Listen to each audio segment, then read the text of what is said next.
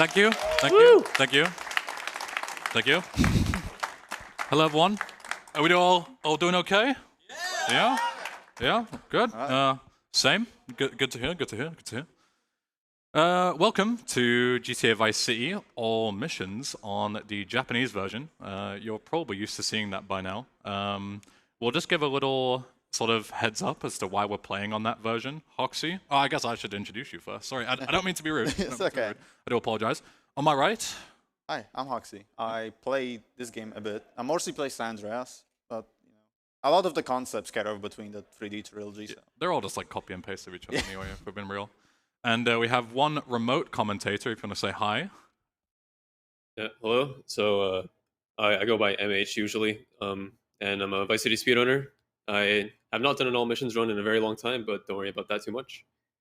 And, yeah. Plenty of knowledge between us. I'm sure we can get through one run together if we all put our noggins together. Yeah, I think we can do it. Yeah, fantastic. So just a little quick heads up. The reason why we're playing on the Japanese version is just simply put, it's a different script because they like re-released the game. It's like a Haitian-friendly patch of the game. And it just, all that you need to know is that like offsets are different in the script so that different glitches that you'll see later are possible. Some are possible on like the Steam version, some are possible on the Japanese version. And the Japanese version just happens to be faster for this category. So, without further ado, should we get going? Yeah. All right, MH, you ready to go? Yeah, I'm ready when you are. Is everyone else ready? No. Sounds good. Woo! Ready to hit the button? Yeah, let's do it. All right, 3, 2, 1, let's go.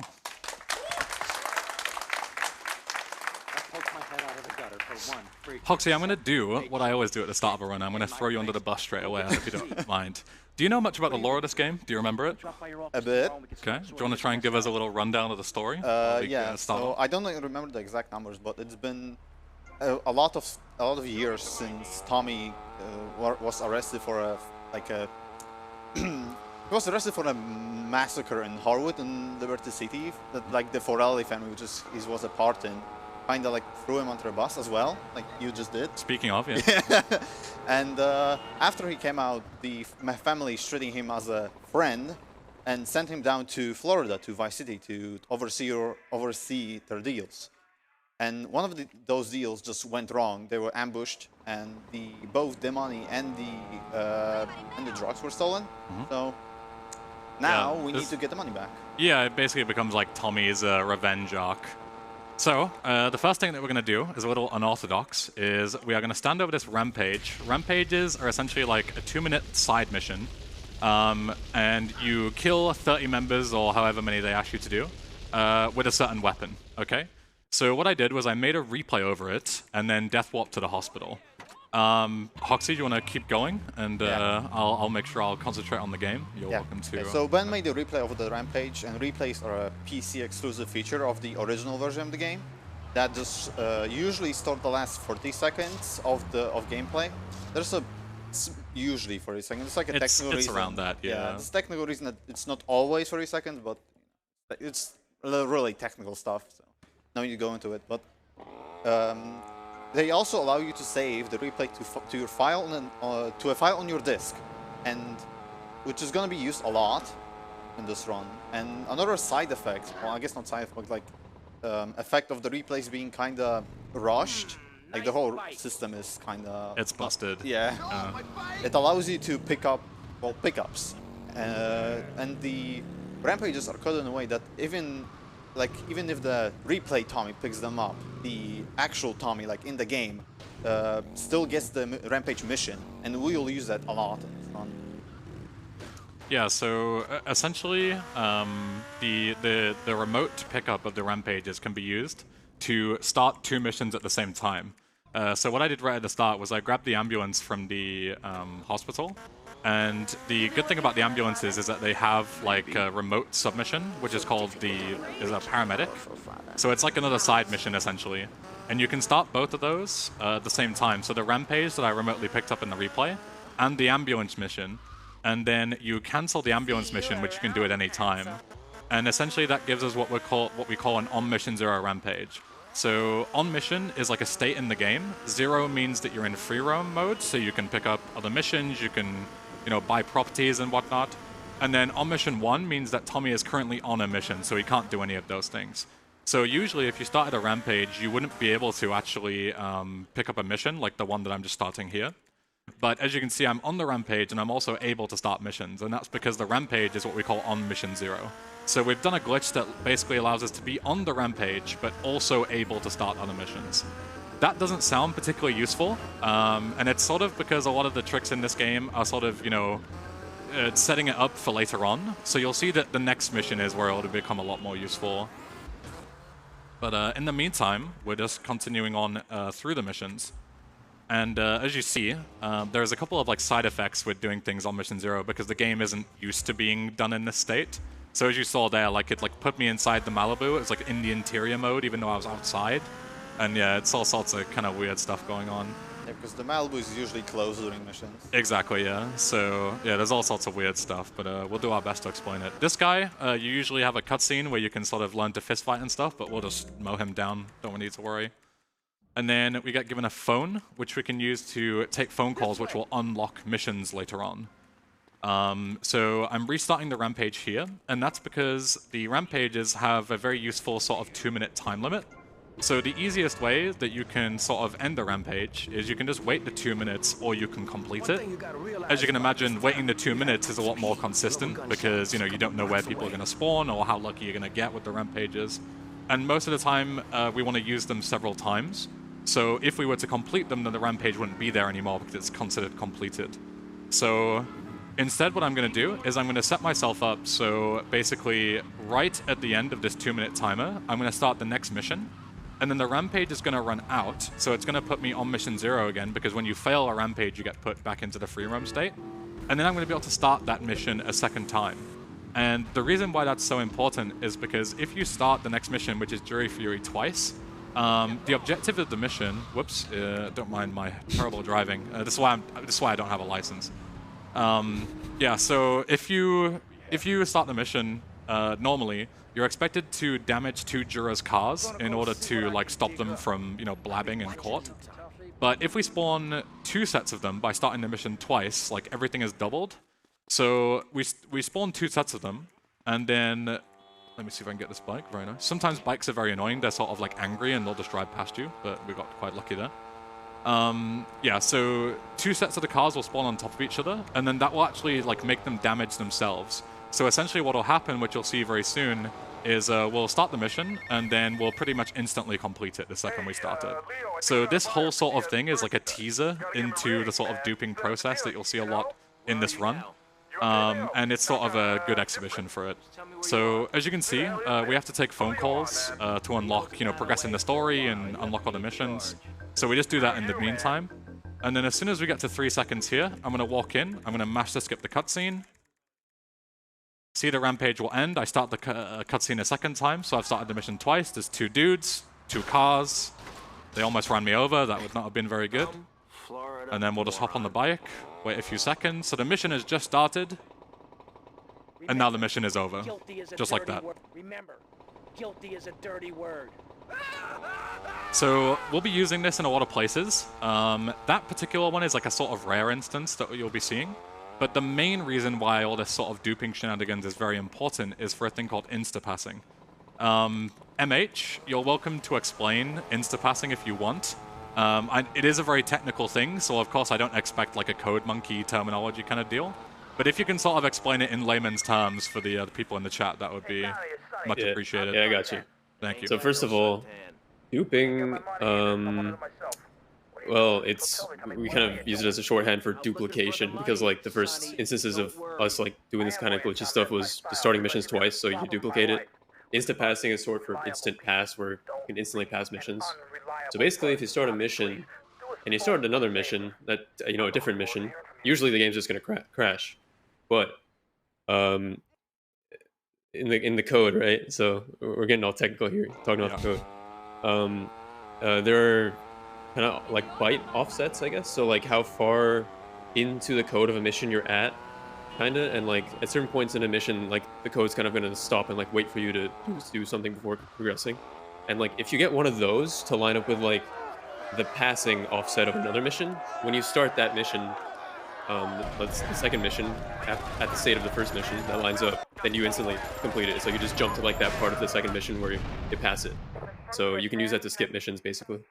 Yeah, so obviously with this definition of this category, all missions, we can't just like outright skip missions, but what we can do is do a glitch where we sort of start them and finish them straight away, because technically we still complete them, right? So it's like the closest thing that we can do to sort of, you know, skip through as many missions as we can. This trick that I'm doing here is called sliding, and essentially it's like colliding two animations at the same time, framed perfectly. Not to flex or anything, but it's pretty hard. I make it look pretty easy.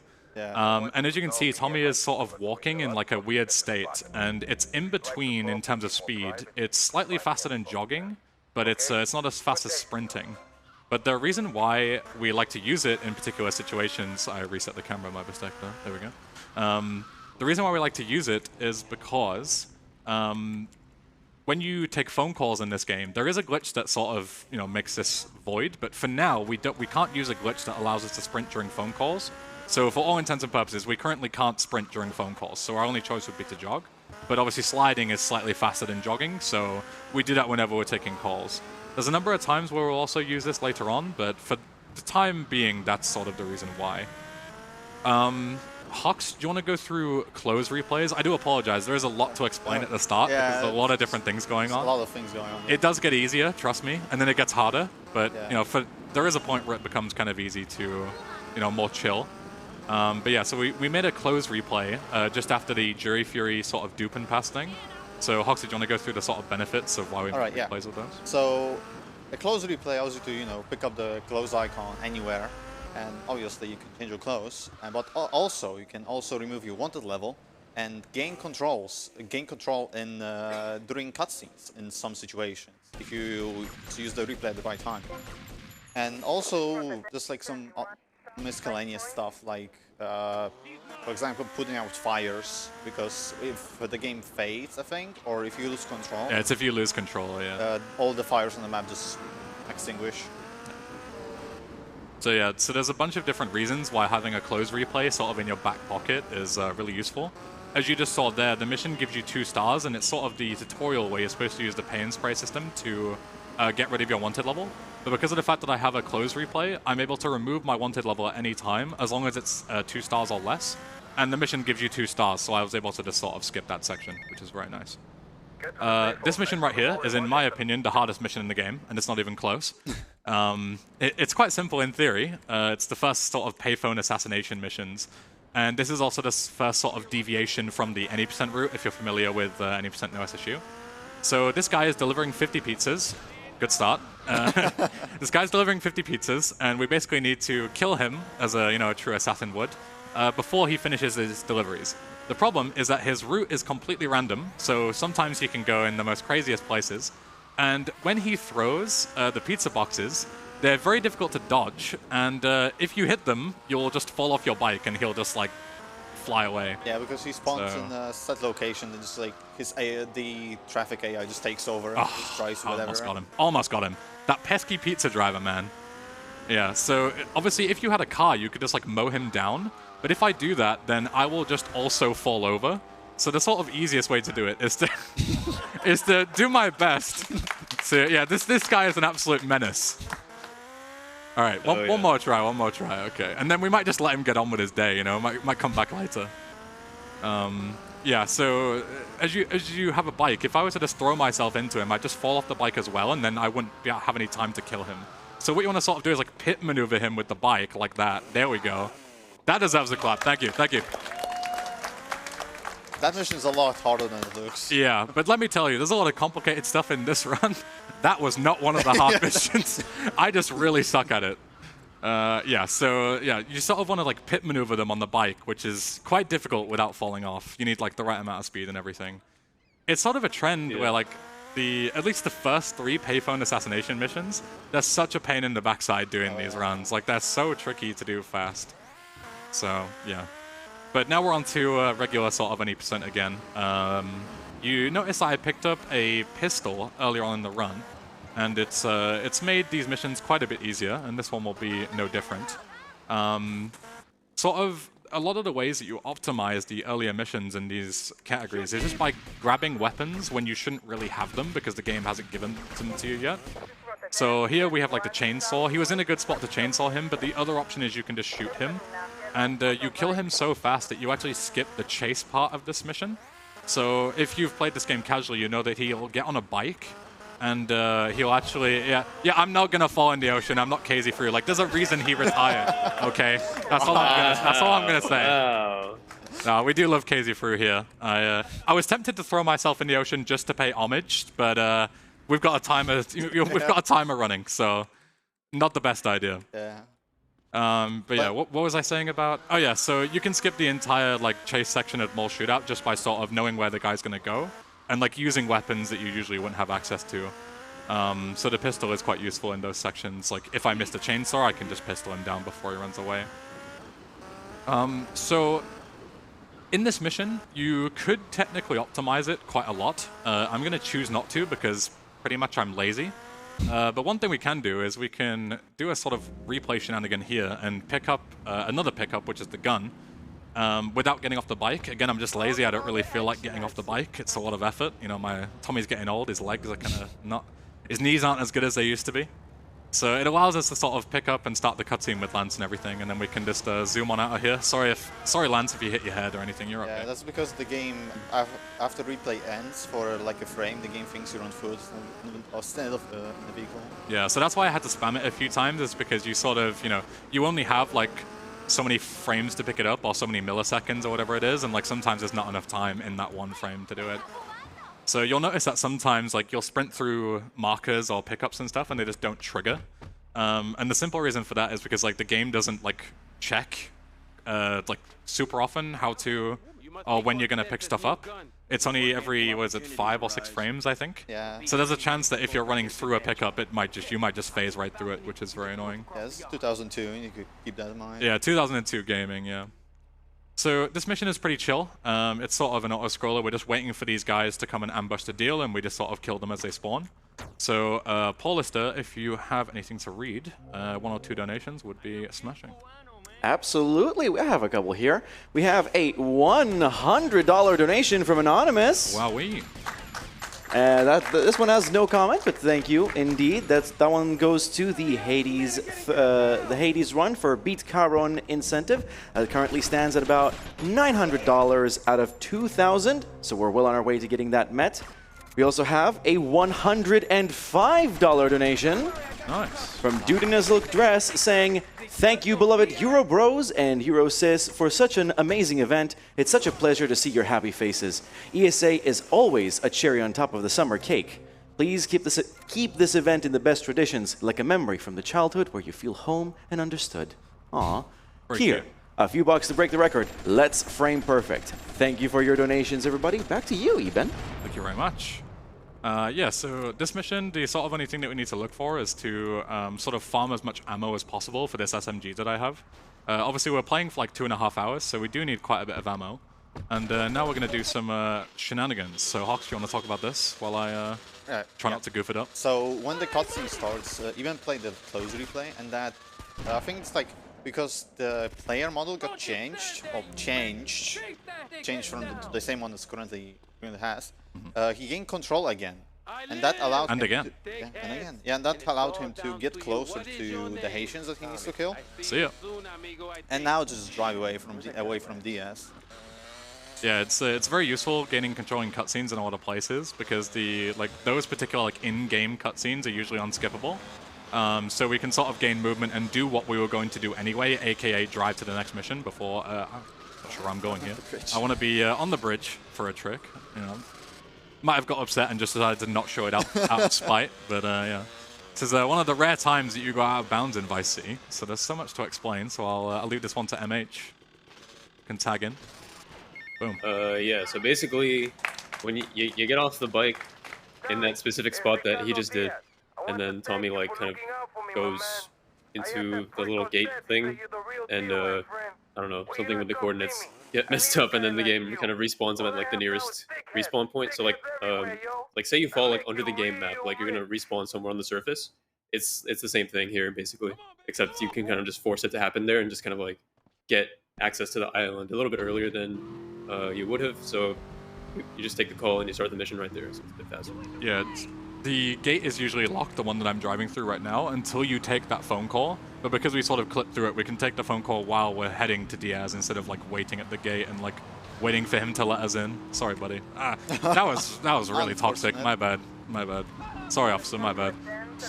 This is actually this is a hard drive. Like I would say, this is like probably one of the hardest drives in the run, just because of like the slopes and the sort of blind turns and everything. It's not easy. Doing this drive optimally is fairly hard. Yeah, I have no idea how to do it optimally. I just sort of wing it and crash my way through every single time. Seems to work somewhat. Yeah. This is like one of the first drives you actually do in a car instead of a motorbike. So yeah, it's a little bit difficult compared to like, you know, you have this huge bulky car that turns really slowly and stuff. So Yeah. it's really slippery. The Infernus is quite a slippery car, but if you can learn to tame it, then it's very fast. Exactly. So we're gonna run past this guy here. We're supposed to be chasing him. I'm gonna do some more close shenanigans. I'm gonna keep quiet for a second while I sort of concentrate.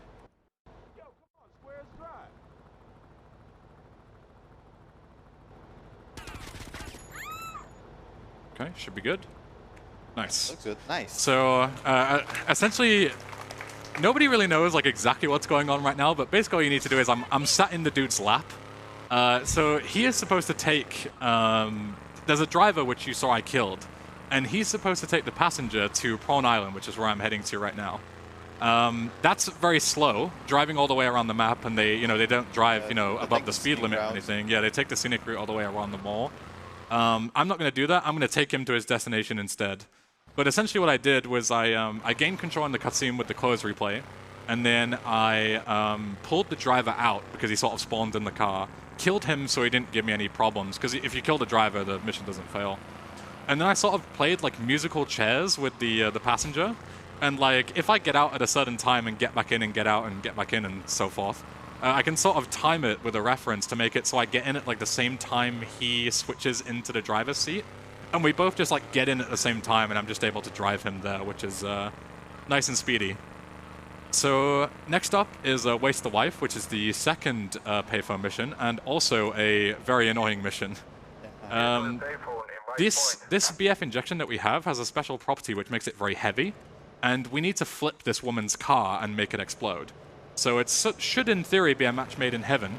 But this heavy BF, because it's so heavy, it does a lot of damage when it hits things. So it does a lot of damage to myself as well, and I might end up blowing myself up, which is never a good idea. Yeah, because then like the mission is it's supposed to look like an accident, so you cannot just shoot her or anything. Yeah. So what I need to do is I sort of need to nudge up against her and just sort of.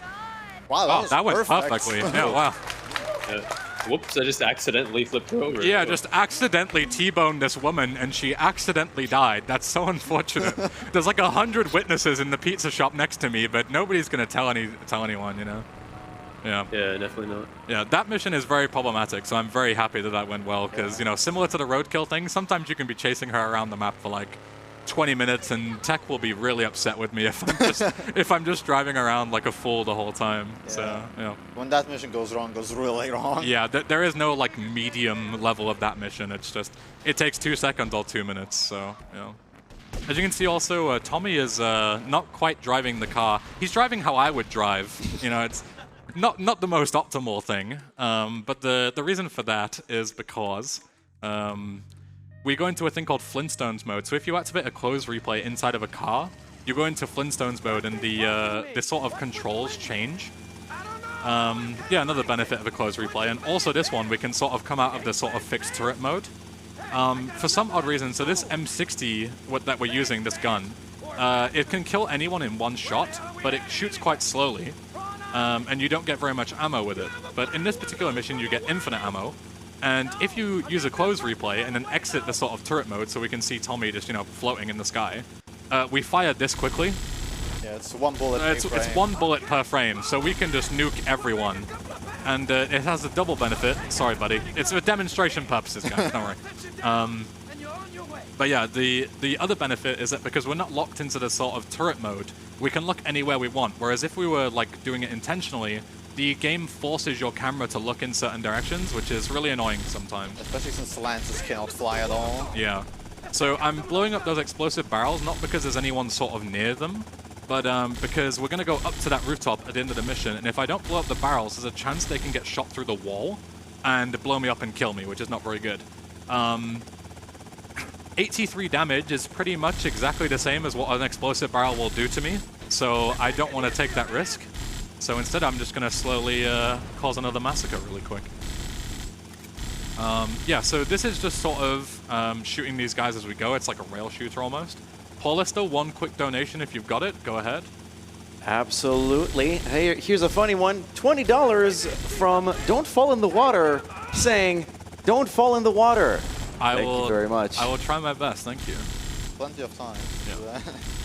So I'm going to try and do something a bit nifty here if I can get it. My aim isn't so good, so we'll see. But I've got one more guy. I'm going to go for it anyway. Actually, no, I shouldn't. That's stupid.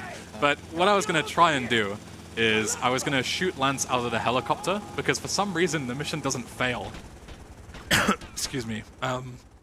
I imagine it's because obviously the game never intended you to see Lance or anything and be able to shoot him, so there's no like fail condition for it. Give me 1 second, excuse me. But yeah, so you can shoot him out and it makes the helicopter descend slightly faster, but it only saves a couple of seconds. And if you do it at the wrong time, you can soft lock. So it's not really worth doing in a marathon. Yeah, either soft lock or fail the mission. Exactly, yeah. It's not really worth doing. So this mission, the fastest boat, is probably the easiest mission to do optimally in terms of like the strategies and how much time you save. MH, do you want to go through the huge fastest boat strat with us? Yeah, so basically you get into the boat, and that's it, right? Pretty much, yeah. That's pretty much all there is. Technically, that's what happens. Yeah. But you'll see in a bit. It's slightly more complicated than that. Yeah, exactly. In an unintended manner. Yeah, exactly. Yeah. So I wanted to get that in furnace. That's fine. That guy got out very quick. I'm gonna do a thing called glitching a car here. This is for way later on, so don't worry too much about it. But essentially, all you need to know is I've put that car in a state where it's not gonna despawn, so I can use that way later on in the run. But back to getting in the boat. Okay, so here we go. We'll go through sort of live action play, okay? So we need to get into this boat, but it tells us that we need to like hit the lever and there's a bunch of guys defending it. But if we go here and press F, we just warp into the boat. Very nice. Yeah. And that's because the game has like because you cannot swim this game, so the game has a mechanic for getting into boats safer. Yeah, there's no like enter and exit animations or anything. So the way it sort of works is it's just, if you're in like so many units away from the boat and you get into it, you'll just teleport into it. So you can just teleport straight into the boat, and then the mission's like, oh nice, he's in the boat, good job, and lets you drive away. Really convenient. So this boat is considered a mission vehicle, and that means that it will despawn when I go away from it because of the fact that I used it in the last mission. But if I re-enter it and repark it there, I can use it after this mission that I'm about to do. And that's quite useful because we need to go back across the South Ocean right here and do the next mission for Cortez, who's speaking to us on the phone right now. So we'll go and find him at the boat. But yeah, the quickest way to get over there is to repark that boat and use it to drive straight across to Cortez's place. So this mission is also fairly straightforward. We use another duplicate of the boat that we just stole. Don't worry too much about it. And we head over with Lance. Lance we haven't introduced yet, so we should probably introduce him at some point. He's like a pretty new character. Yeah, the important thing is that we need to go and deal with this dude who's selling drugs or some kind of cargo, and he sells it to the first person who gets there, so it's basically a race. All these idiots are going the wrong way, so we're going to go the correct way. We have a map and we can see that he's north, so we're going to go the most optimal route. And we destroy them by a mile. This mission is like sort of tricky if you take the route that the other boats go, which is obviously logical because you'd think that they're trying to get there as fast as possible. But yeah, just cutting in here is way faster and it's much more efficient. And then this drive on the way back is just killing all those dudes for being slow because we're trying to go fast and that's just not acceptable in this current climate. So we're just going to kill them all. Hoxie, who's Lance? You want to sort of give him a little introduction? So Lance is the brother of Big Vance, the person we did the drug deal at the beginning of the game with. When we got ambushed, Vic got killed. So Lance wants to find who's responsible for the ambush. And because we have the same goal, like who's responsible for the ambush, and Tommy wants to get the money back. Well, Sonny wants to get the money back, and so he sent Tommy to do it. we're just gonna cooperate. We're gonna be good boys. And we're gonna head with Lance. Lance is a bit of a bit of hollow in the old noggin, isn't he? He's not the smartest tool in the shed, or sharpest tool in the shed. Apparently, I'm also not the sharpest tool in the shed with this.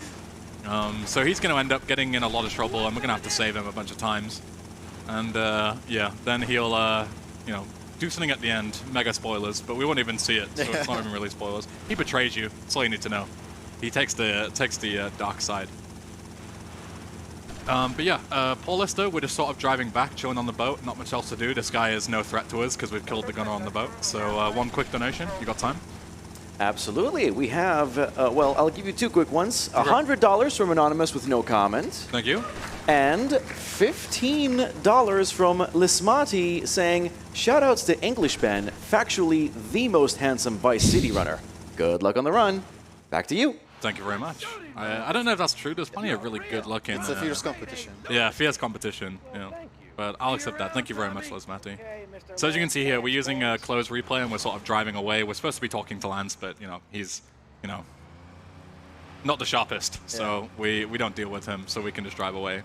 And yeah, as I said before, we're going to head straight to Cortez. So... on the rock. Yeah, they said about, you know, don't fall into the water. I actually am going to fall into the water, but it's intentional. There you go. So when we were talking about earlier that the things have, like, no enter and exit animations with boats, it also applies to if you're near a jetty. So the game has, like, a fail-safe system. So if you have a boat nearby and you're at a jetty and you land in the water, it just teleports you to the nearest jetty, which is very nice. Because getting out of boats and trying to jump onto the actual jetty itself can be a real... You know, this game is not a parkour-based game. It's not very good. Yeah, I guess I wanted to have boats without making it, like, completely inaccessible. You know, just make it so you just die every time you get off the boat. Exactly, yeah. Like, obviously, San Andreas fixed that with swimming, but that wasn't, you know, a priority for VC, really, so this was, like, the next best thing they could do, and it's not a bad solution, to be fair. I mean, it was also in GTA 3, to be honest. Oh, yeah, true, yeah. GTA 3 was the first one to do it. Very true. I always forget that, like, you even use boats in that game, because you use them so infrequently. Just use it in one mission. Yeah, exactly. Well, two, I guess. Gone fishing and last request, I guess. Last request? Okay, well, three. Then. Three then, yeah. I was thinking of Adito. Adito also, yeah. There's a couple of times. But yeah, this mission, so yes, sir, it sounds very difficult in theory. We have to steal a tank from the army, but the army is not particularly smart. So I'm going to shoot the gunner out, and the driver is going to get out and just be like, dude, what's going on? And I'm just going to walk in and take it. So, you know. The army is not the smartest bunch of people.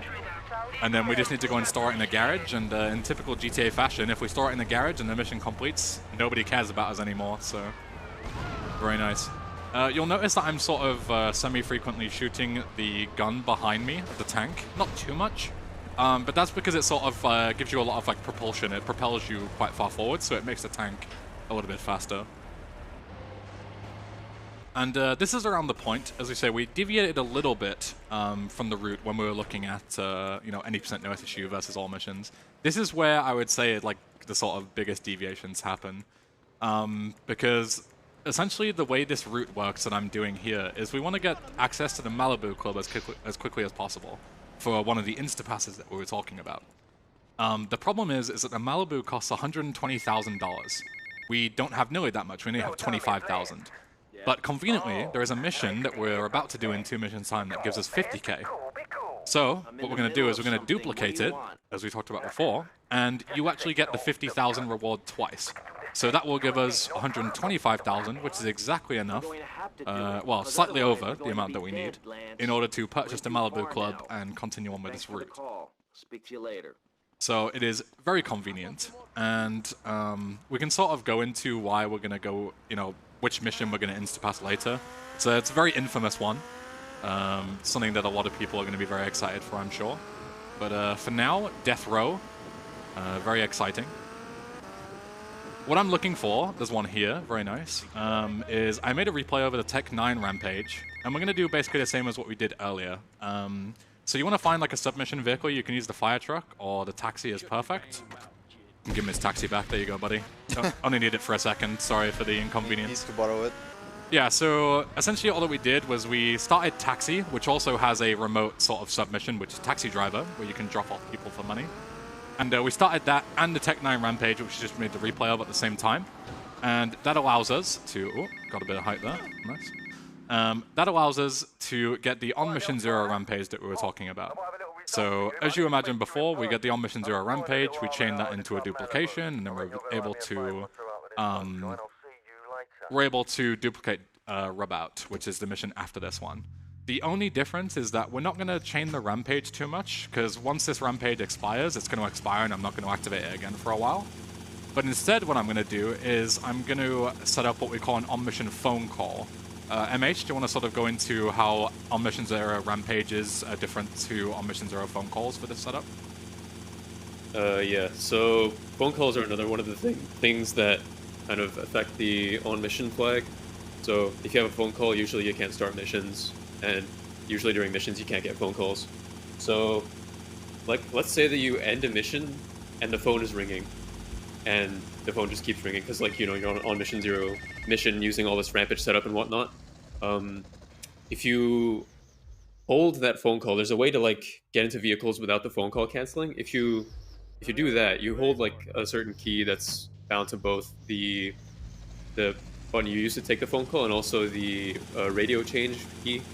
That has to do with how the button, like, is kind of mapped in the code, because on the PS2 version, those are the same button, L1, I believe. It's a slightly functional PS2 port, basically. Yeah. Yeah. But anyway, you have a key that's bound to both of those, you hold it, then you can get into vehicles and get out of vehicles and do whatever, and the call is still going to be available for you to take. So you can actually start a mission with the phone call, you know, after you drive somewhere else or fly somewhere else. And you can sometimes finish taking the phone call. Usually you cancel it though, and then you can, in this case, start the mission a second time. So yeah, it's a portable kind of on-mission manipulation thing. It's really, really convenient. It is very convenient. Yeah. So in this particular mission, Death Row, we need to save Lance because he's got himself captured. And here he is. And he's got captured by Diaz's guys because we figured out that Diaz, who we've been working for, is actually the one who ambushed the deal. Lance gets very upset, gets himself caught, and we need to save him. Usually you would have to, like, fight all the way through the scrapyard, and there's a bunch of dudes, and then there's a bunch more dudes that come and attack you afterwards. But because of the fact that we flew in with a helicopter, which I brought with me, very handy tool in this particular situation, we can just fly in and out from the end and not have to deal with any of the guys. Very nice. Lance, you good? Okay. He was, like, running into the wall there. A very common thing is that Lance can be very silly sometimes. He'll start walking into walls and all sorts of stuff. There is ways that we can, like, manipulate his AI to make him follow us as much as possible, but sometimes he just gets confused and starts, you know, headbutting the nearest piece of concrete for some reason, but he's mostly okay. Yeah, so MH, as MH was saying earlier, as you can see at the top left, there's a thing that says, like, tab and caps lock. That's my button for holding the phone call. So I currently have a phone call held, and if I were to get out of the helicopter right now and let go of caps lock, I would answer the phone call even though I'm on a mission. So that phone call currently has locked me into, like, an on mission 1 state, but as soon as I complete the mission, the game forces me on mission 0 again. So essentially what's currently happening is I'm still holding caps lock while I'm flying the entire time, and I now have a phone call that, even though I have a phone call held, which should be, you know, a sort of mini on mission toggle, as you can see by the minimap, I have the A and D markers, which means that I'm in free roam mode. So this particular phone call that I have is a very short phone call. It's Mr. Black who gives you the assassination missions, and his phone calls are very short. He literally just says to you, get to this place, answer the phone, basically. So we can use that right here. So we can head towards Rub Out, which is the mission that gives 50 grand that we were talking about, and we can park our helicopter in a nice little sort of nearby spot. I can't use the mouse while I'm, like, holding the 3 different buttons, so if you're wondering why I'm sort of running like this a bit weirdly, that's why. But I'm going to walk in, let go of caps lock, and answer the call, as you can hear. So I start Rub Out, and then you see the cutscene, and then we gain control for a second, and we see the cutscene twice. So that means that Rub Out has now been duplicated, and if all goes well, I'll complete it, and I'll get $100,000. So another thing that we can do in this mission, which is very nice, is you're intended to go around the back, because it will say, if you're familiar with reading Japanese, you'll see here, it will say, the door is locked, find another way. But my other way is to sort of wedge myself into this doorway, and eventually I'll just clip right on through. Hello, Diaz. There's 2 of them because the mission is duped, and their AI isn't activated because I never sort of triggered them. I can just kill them both with my gun, run towards the end point in this sort of weird out-of-bounds area, and there you go. That's Robot duped. Yep. If you don't kill both the assets, if I remember correctly, there's a chance one of the instances will Yeah, one fail. of the instance fails, so you only get 50,000, yeah. So very important that you gun them both down, very important. Yep, the next mission, the marker isn't there because we've just sort of completed the last one, but this is Shakedown. This mission is very important because once you complete this is where you start like the non-linear section of Vice City. So if you've played it casually, you'll know that you can sort of buy businesses. As we were saying, buying the Malibu Club and whatnot earlier. They have missions, so we need to complete them because we're doing all missions. But also they give you assets. So when you complete all of a certain missions or do certain tasks for the buildings that you buy, you gain the assets. And in order to access the final 2 missions of the game, you need 7 assets total. We'll be doing glitches with assets later on, so I won't go too much into it. But this mission is important because once you beat it, you gain access to the asset system. We're going to use that straight away.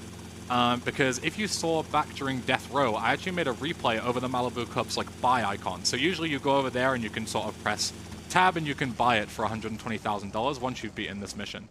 But we're going to buy it inside of a replay, and that is very useful because it means that I don't pay any money for it. So as long as I have enough money, which I do, I can buy it within a replay and I'll still have 125,000 at the end. So that's very convenient because it means that I don't have to, I can buy all the properties in the game, which I need to do to complete all the missions in the game. But I don't need to grind any money by doing any sort of cone crazy shenanigans or, you know, waiting for all the money to rack up from like protection and whatnot. So very fast. These windows are kind of a pain sometimes. Hoxie, do you remember how they work? Yeah, it's the first shot will never break them, but every next shot is what was it, 40%? It's like 20 or 25, I think. But yeah, it's basically random when your next bullet will destroy them. It's like a % chance. So sometimes you can be shooting them all day. I actually missed a window there. Yeah, that's fine. But yeah, there are that's the nice thing about grenades. Just blow them up. Exactly. Yeah, that's why we bought grenades from the ammunition nearby. We bought armor because we're going to need it for the next mission.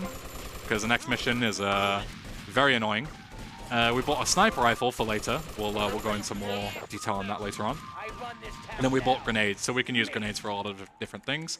One of them is destroying those windows. So now I'm going to do a glitch that allows me to buy the Malibu, as we were saying, without using any money. And it also means that it teleports me there, which is fantastic. What I should do is I'm going to make a save. I won't usually do this, but this mission is very annoying and can fail very quickly. So I'm going to make a quick save, just to be sure. Hopefully I get there before the phone call starts. No, that's fine. We can just cancel the phone call, luckily. You don't have to take phone calls if your phone starts ringing. You can just try and enter a vehicle and it'll cancel it. Phone call routing is very particular in this game. We need it in a lot of different places. So it's very important that I take the right phone calls at the right time. They have a sort of priority list, so they always come in the same order if you answer them in the same order, if that makes sense. So like, certain ones that unlock certain missions will have higher priority over certain ones that don't.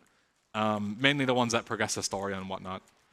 So I'm going to grab this bike here. It's going to be very useful because the PCJ is very fast, as you saw we're using it a lot at the start of the run. And No Escape is probably one of the worst missions in the game. I know I say that a lot because I'm just bad at them, but trust me, this mission sucks. And the reason why is because we need to infiltrate the police HQ, grab this key card, and then immediately we get 4 stars. So we need to bust Cam Jones out of prison for a bank heist later on. So once we're out of the prison, we need to get him out and get him to safety and lose the cops while you have 4 stars. Now, 4 stars is the level where the FBI, the like Miami Vice. FBI is 5 stars. Okay, so not the FBI, but the SWAT team, the Miami Vice guys, the regular police will just all come flying at you. So yeah, as you can see, they are gunning me down. I've already lost half my health that quickly. Hello. Yeah, and the cops inside the police station have SMG. Cam, please don't knock over the bike. I need that. Let's go. Okay, good. That was fairly smooth. Yeah, it's not over yet, let me tell you. Yeah. Hold your applause. Still need to get to the paint spray. Yeah, so there's a couple of things that you can do to make this easier, such as like glitching traffic so there's no traffic on the roads and the police cars don't spawn. You can't do that in this route, so I'm not going to because it's very slow. So instead, we sort of just got to deal with the police. Hope they don't pop our tires, hope they don't crash into us. And once we get to the pay and spray, we're a lot more safe. So that's when you can give me a big clap to feel good about myself. Not yet. A few more seconds. Don't yet. I hear you. Don't do it. See, you almost got me killed. Come on. Okay, now you can. Woo! Oh. Yeah, that mission can be very scary. I'm just going to be very careful when I'm pulling out to not cause too much havoc, because you can see my wanted level is still flashing, and that means that if I commit any crime, so if I fire my gun right now at somebody, I would get given the full 4-star wanted level back. Yeah, not such a good plan. I once did a run where I got here, did all the difficult part, and then I shot my gun at a car trying to be fancy, and then the car ran into me, I got 4 stars, and I got knocked off the bridge and died. It was, not very cool. That's a karma moment. Yeah, I absolutely deserved it. Ever since then, I don't mess about during runs. There's no point. Especially not during this mission. It's really not worth it. This category is hard enough as it is. Yeah, so we drop off cam, and then we're going to, if you notice during the mission, we made a replay over the apartment building. So it's not just asset buildings where we can teleport to. We can actually use it for any sort of safe house. So I'm going to hop in this FBI cheater, which is very convenient, and I'm going to teleport back to the safe house that I just bought. So this is a frame perfect trick, but you can do it as many times as you want, so it's not a big deal if you fail it. But yeah, we purchased this house, and then we actually have a replay on top of. You can see there's like the markers are doubled up, but there's also a save replay. I'm going to use that and start Vigilante on Mission 0. Hox, do you want to sort of go through what we're going through here?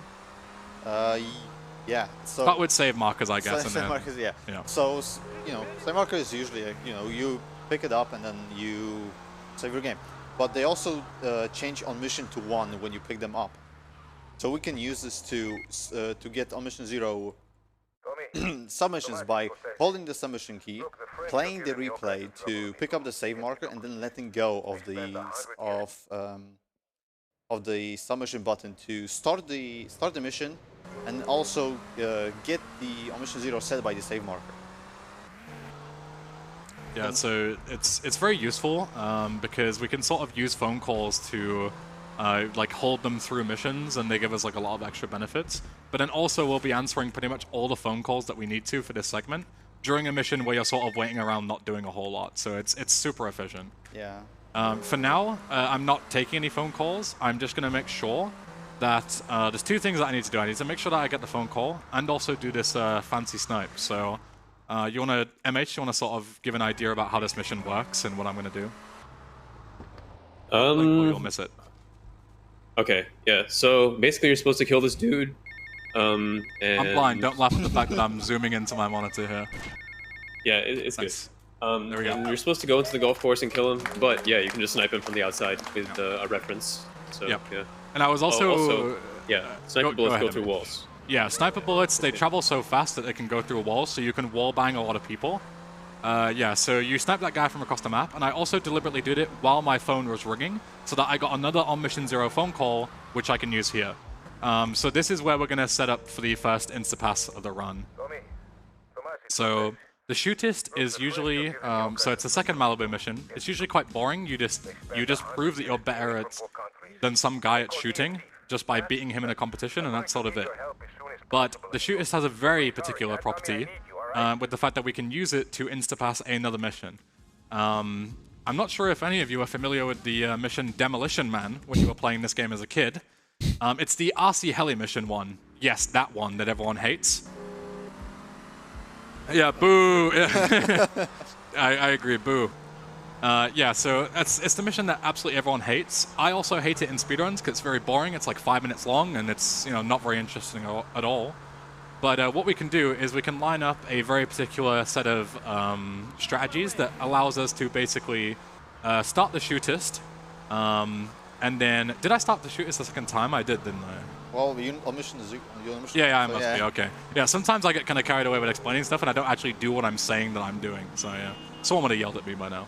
But yeah, so we start the shootist twice, because we still need to complete the actual shootist mission itself, and it's kind of out the way at the downtown ammunition, so we start it twice, we pass one instance of the mission, and then we progress the second instance of the mission to a certain point, which is going to be in between rounds 2 and 3, and then we're going to death warp to get out of the sort of mission state, because if we just walk out of the ammunition at any time, then we fail the mission because we abandon it. But if we death warp, then we can get out of the ammunition and go and start Demolition Man. And if we time and do everything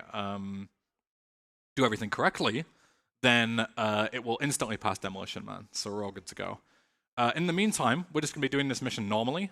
This is an unskippable tutorial where it tells you basically what you need to do in order to complete the mission. Basically, we just need to get 61 points, 60 or more, in order to impress a guy. That's basically all there is to it. Left click to shoot, and yeah, it's all about aim, I suppose, which I'm not very good at. So, Paulister, let's do it. All right, Donations. let's do it indeed. So, here's $20 from Aqua Z saying, hello, Eben. Hello, Hoxie. Hi. We also have $25 from Anonymous saying, I didn't know agent smithing a guy was a legit speedrun strategy. And $10 from Archie saying, sick run already, keep crushing it. Shout out to the assembled GTA community. And we have $100 from Counterpillow Nice. saying, streamer, go army base. Thank you all for Awesome. your donations. Back to you. Thank you, everyone. Yeah. So as you can see, my aim is not particularly good on a good day, but you know, nerves and whatnot, we're zooming through. But we're not going to get 61 points on this particular test because there's 3 different tests, and the second one is much faster to get points on. Because the way the first one works is you shoot sort of the 5 targets, and once you destroy them, you get a set point value. The first one is 1 point, the one behind it is 2, and then the one all the way back is 3. So if you think about it in the most basic terms, it's 5 bullets invested for just 3 points, whereas this is just 1 click, 1 point, so it's a lot faster to get points. So yeah, we're at 53, 4, 5, 6, 7. The one thing is that, sorry. Go ahead. I'm just really bad at counting, so I like to get it out loud. Okay. We're good. We're good. Yeah. I do that in my head when I do this. Yeah, but you don't have enough bullets to do the whole thing in the second round, so you have to do at least some of it in the first. Yeah, so usually we a do lot of about people like like to go 20. for- Yeah, like you could do less, but that's kind of like you have to be really confident in your shooting abilities for the second round. And I The am third round's not. just super duper slow. Yeah. Yeah, that's fair enough. Yeah, Yeah. 89%. That's pretty good. So, you want to do me a Not favor bad and for help me, put not bad for together me. a My job? average is like 45, so Like that, if you asked me to be here, why? Big improvement. I'd say yeah, big so. improvement, yeah. Do well under pressure. So yeah, so Phil is impressed, which is great, mission passed. And then you see the marker here, we're going to walk back into it, which sort of progresses the second instance of the mission. Fortunately, we don't have to go to the unskippable things again because we've done it before, so the game knows that we've done it before, so it lets us skip it. And then we're going to cancel out, we're going to shoot these guys in a very particular place. Well, I'll tell you why in a second. We're going to get a wanted level, throw a grenade at the floor, do damage to ourselves. Excuse me. And then we're going to cancel round 2, so we're between rounds 2 and 3. And we're going to kill ourselves here. Hox, you want to go through the whole setup there, like why we need the wanted level and why we shoot those guys in that particular way? So you shoot them in the back with a pistol, so you don't just kill them. Because if you shoot with certain weapons like the Kruger into the leg, the arm, and obviously the head, you can crit just them and kill them instantly, and we don't want that because that's bad. And Right. we need that wanted level to not get the phone call, because if I remember correctly, if you get a phone call during like the between the rounds when trying to like kill yourself, the mission fails, right? No, so the reason is because if you die on mission 1, then the mission fails, right? Yeah. But for some odd reason, I guess because again, developer oversight, they never expected you to do a mission on mission 0. If we die on a mission while we're in free roam mode, which is what that setup was for, then the mission doesn't fail. So the mission is still running in the background, and that's what allows us to do the insta-pass. So I'm going to quickly save walk back to save a little bit of time. I'm going to go and grab the PCJ because the PCJ is very fast. And then, The playgrounds. yeah, so the shootist is still running in a very particular state. Like the mission is like in a very particular state between rounds 1 and 2. I'm going to hold the call because if I don't, I would start the mission here, PCJ Playground, and that would crash me. So I'm going to hold the call to make sure I'm on mission 1 for now. Then I'll let go of it. As you see, we've now got the Avery marker and whatnot again. And then I need to start this mission and skip the cutscene at a very particular time. If I do it too early or too late, it's bad. So give me a second here. So too late is not too bad. You just need to watch the cutscene. It's just slow. Yeah, it's just slow. If you do it thoroughly, you soft lock. Perfect anyway. Let's go. Nice. Woo! Yeah, so not quite over yet. My phone is ringing. Demolition Man has been insta-passed. There is another instance of the mission running, but as you see, I just failed it. And that's because we don't want the next instance on the next mission that we're going to start while the other instance of Demolition Man is running. Because if we do that, then we'll crash the game. So we clear all the instances, and then we have another on Mission 0 phone call, because we failed the mission, which puts us into free roam mode while the phone is ringing. So if any of that was confusing to you, I do apologize. It is like quite a complicated setup, and it's very long. All you basically need to know is that we started Demolition Man, which is, you know, that RC mission, and then we passed it instantly. That's what that glitch was, basically. So we don't have to do any of those really annoying missions, which is very nice. So next up is Bar Brawl. I just took that phone call because we need to take it anyway. And obviously, the best time to take it is also when we're doing other things at the same time. And the other thing that we were doing is just making sure that we're on Mission 0 Bar Brawl by letting the phone call expire when we actually start the mission. So we've been keeping this phone call with us this entire time and then taking it and sort of, you know, holding on to a new one. And the reason is because 2 missions from now, there is a mission where it's basically an auto-scroll and nothing interesting is going on. But we have around 4 or 5, is it 5? I think it's 5, phone calls in the queue. There's a lot of them, basically. Yeah. And we need to take all of them in order to access the next payphone mission. And the payphone mission, the actual like priority of the call is like at the lowest. So we need to take all of the calls before that and then take that one in order to access that one later on. The reason why I run those guys over, you might think to yourself it's kind of silly because, you know, we have guns, but it's very particular because we need to keep the phone call chain going, and you can't get phone calls while you have a wanted level. And if I shoot those guys, I automatically get a 1-star wanted level because, like, shooting your gun is more of a crime than vehicular manslaughter, I guess. I don't know. Like, I think it's related to just the Japanese version. Possibly, yeah, it could be. So another thing that I'm doing is I'm making sure to reload my gun just by double tapping F1, which is my replay key. And as you see, that allows you to like reload sniper rifles and stuff very quickly. So these guys are the dudes that we need to kill to finish the mission. So I kept the phone call, which you saw. I'm holding on to it. And then I'm just going to go ahead and drive by these dudes. I missed that one. Missed that one as well. I'm very particular because I need to, as you saw, it looks kind of silly. But the reason why I pulled into the right lane there is because there's a security car that spawns that tries to like run you down. And they drive super fast. So if I like got hit by it, then it would be much worse than what's happening right now. So we kill those guys. We're still holding on to the phone call the whole time. And then we're going to go and sort of chain that call into auto side, which is the third payphone mission. This payphone mission is also annoying, not because of the fact that, like, the same reason as the last two, but just because there's some tricky strategies, and also you've got to kill, like, 5 different dudes across the map, and they're all, like, equally a pain for different reasons. Yeah. The last one is, like, a repeat of Roadkill, pretty much. Yeah, but also, like, when you get too close to him, it's just, like, a pure proximity thing, so it's like, oh, he saw you. Even if you're on the other side of a building, he spots you. Like, it's complete nonsense. This dude is quite easy. You just line up a particular shot where you can sort of shoot him through the pillar there with the sniper rifle. The sniper rifle is very useful for these particular kills. It's very powerful and you can spam it very quickly. If you're wondering how we got these guns, if you saw at the end of the shootist, we obviously died and lost all of our weapons. So I went to the ammunition and bought a load more because right now we don't need to worry about money, so I can just spend like all of my money on guns.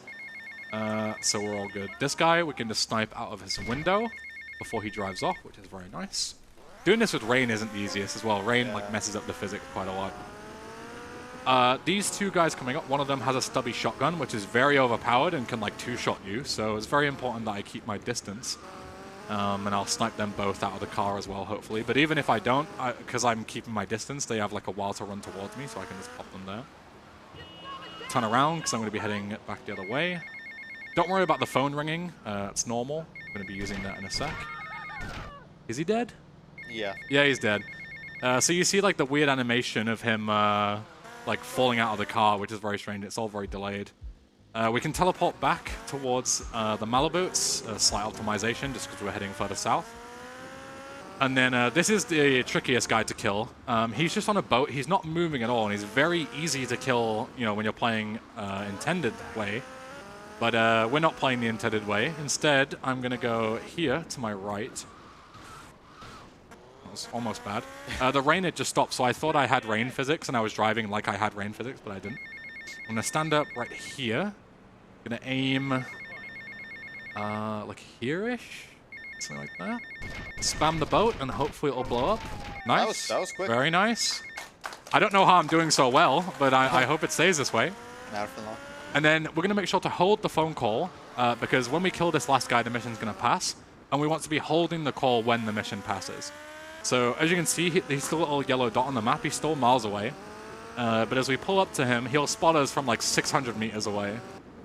So we're not even in his view, but he's already spotted us and now he's going away. Like, we were around the corner. Like, this guy is wall hacking or something. Like, he needs to be reported straight away. You see, he's flying off. He somehow knows that we're chasing him. Yeah. You say that right after you see like some dude on a boat through walls. Yeah, true. I'm like, this guy's wall hacking. Also me, like, wall banging a dude from like 600 miles away. That's true. I'm a hypocrite. My bad. Yeah, so we kill that guy. We're holding the call. So we have another on Mission 0 phone call. And this mission coming up is the sort of simple one where we're on a boat with Cortez defending him. There's no real way to speed it up in any kind of significant way. So we're just going to take like all the phone calls that we have in our backlog, which is very nice. So yeah, we bail off, and as we walk in, we'll answer the phone, speak to Avery. And yeah, Paulister, you got some stuff to read. Read as much as you like, because about 3 minutes here where not a whole lot goes on. All right, fantastic. I can start us off with a few donations. We have $20 from Average Dom saying, best of luck to English Ben, save the children. We have $5 from Paulo saying, good to see Ben back live. Good luck, big guy. $25 from Space Phoenix saying, greetings from Germany, a classic. And $10 straight from the audience from Fresh Riggy saying, shame we don't get the RC helicopter. Keep it going, Big Ben. Thank you very much. Do we have Paulister, some more time? More than welcome to read any charity stuff that you'd like to. More than enough time. I can update us a bit on some of the incentives, actually. So, in the upcoming run of Hades for the Beat Charon bonus run, we're still at $900 out of 2,000. That's $1,100 to go. And I'd like to see that bonus run happen. So, let's get those donations in so we can see a little bit of extra content for a lovely game for the lovely game that is Hades. Right after that, the Through the Fire and Flames song for the Gitadora showcase is at $515 out of 1,000, so we're just over halfway there. So by all means, get those donations in for both of those, because they're going to be very exciting. Need me to keep going, or are you good? I mean, I'm good, but if you're good, then keep going. All right, I guess, yeah, I can talk a little bit about Save the Children. And their mission, which is Save the Children believes every child deserves a future. So let's remember why we're here. Today, 1 in 5 children across the globe live in a conflict zone. Let's do something together to change their lives for the better by donating to Save the Children and their cause to ensure children's rights are protected, even in times of war. So thank you all for donating so far. We are $140 away from $12,000. So let's make that happen. All right, back to you, English Ben. Thank you very much. Yeah, so as you can see, I'm just sort of taking phone calls, messing about. But the way I was killing those sailors is a very particular way, just while I nuke these helicopters. The simple reason is that, for some odd reason, like, when you go to kill them, I want to, like, farm all their M4 ammo that they have. But if you kill them in a certain way, they take too long to fall over, and that means that they despawn with their weapon before you're even able to, pick it up. So I was, like, deliberately swinging my katana from behind, so that they would have a shorter death animation, so then I could actually pick up their ammo. That's something that MH and I were very bored one day, and we actually tested that stuff. It was a very interesting evening, as you can imagine. Yeah, we really had like no clue why all this stuff was happening, and then eventually we just kind of figured out like, oh yeah, like they just kind of vanish into thin air like when you kill them, and they only drop the weapon when they like finish their death animation. So you just kill them in a way where their death animation is shorter. They just like fall onto their face instead of like falling onto their knees and then onto their face. Yep. So yeah, this is like depending on where you kill them and what weapon you use and stuff. Yeah, before that, people just used to grenades on them, but that's just wasting grenades. Yeah, I don't have that many in this run, so... Yeah, so we get put in the middle of nowhere with the boat, but thankfully, we're actually in the district where we can save warp back to the Malibu. So it's very fortunate, because then we can do the driver, which is the next Malibu mission. This one, a lot of people find tricky because it's an example of the game being extremely unfair. Because as you can see, Hillary that we have to beat in a race has a very fast car, and we don't have a very fast car. But if he's going to cheat, I'm going to cheat too. So I'm going to go ahead and I'm just going to grab this PCJ right up here, which is a much faster vehicle than he has. So yeah, screw you. So we do get 2 stars here because, you know, illegal street racing is not particularly legal in Florida, apparently. And he does have quite a head start, but we can easily catch up to him. And the reason we can catch up is because I'm doing something that I probably should have explained like an hour ago. I do apologize for that. Because we've been doing it through the whole run. But if you notice, Tommy is sort of like bobbing his head a little bit and like standing up and down like this, like sort of like, you know, switching between the two very quick by like mashing the button. And the reason for that is, so on the, if you play this on the PS2 on the controller, and you sort of like lean forward but don't like stand all the way up, you actually go a lot faster on a bike. I'm not sure if it's a glitch or if it's intended. There's like a lot of arguments in the community as like some people believe it's intended, some people believe it's just like an exploit and it's an oversight. I don't know. I don't really like to question these things. I just kind of do them. But yeah, on PC, because you don't have an analog stick, you're just using like, you know, sort of binary keyboard inputs. The only way that you can do it is to just mash the button as fast as possible to sort of remain in that state. And as you can see, that allows us to go much faster than Hillary is, and we can just leave him in the dust, so it's all good. The only thing we need to do is just look to avoid the cops that spawn, because there's like set traps when you have 2-star wanted levels, like one here, for example. Didn't spawn, never mind. Yeah, if you go over the sidewalk, they usually don't spawn. Yeah, there are certain like traps where you like drive over certain places, so I guess I just must have slightly missed the zone. But yeah, smoked Hillary there, 1-0, easy. Okay, I'll drive for you, but Easy game. please. Easy game. Bad. So the next mission is just over the river. So I'm going to do, there's a convenient ramp here where you can do a unique stunt jump. I'm going to try and avoid the stunt jump by sort of going to the side. I didn't, that's fine. But if you go like slightly off to the side of the ramp, you can skip the slow motion here while going across. It's only a few seconds, doesn't really make a huge difference. Yeah, and if you mess it up, you go into the water. Yeah, thankfully we can just like save walk back to the Malibu. It's like teleport back if things do go wrong. Oh, yeah. It's something that I didn't realize that you could do until I saw someone do it by saving their own bacon. I was like, that's genius. Like I've lost runs to that. I didn't know you could do that. So yeah, very nice. Where is my bike? Oh, it's gone. Okay. Hello. You re-enter it after the driver. Oh yeah, maybe because I didn't re-enter it. Oh, whatever. It's fine. This is a bike. This is good enough. Oh, there you go. This Hey, look, okay. a bike. Oh, thank you. Thank you, sir. Goodbye. How convenient that like maybe it was the guy that maybe he stole my bike, and then you know saw that I was chasing after him and was like, oh no, and panicked. Yeah, very nice. All's well that ends well. I never make mistakes. I just get unlucky. That's how it works. Yeah, so 2-Bit Hit is the continuation of the Avery missions, and it's also the mission that unlocks the big gang storyline that we're going to be doing. I'm going to make a little detour here. There's some grenades in this basketball court. Wouldn't advise playing catch with these. So I'm going to take them, you know, so no kids get hurt or anything like that. Good guy, Tommy. And then I'm going to use those later on for a very annoying trick that is very luck-based. So hopefully it goes well, but we'll get more into that at the time. This mission is quite simple. The only thing that we need to do is I'm going to make a replay on the way. Ooh, almost. I always say this is very simple, and then I just like completely like, you know, eat the concrete almost. Yeah. Yeah, Tech 9 replay, very useful. I'm going to use it again very soon. And we're going to head towards the mission objective.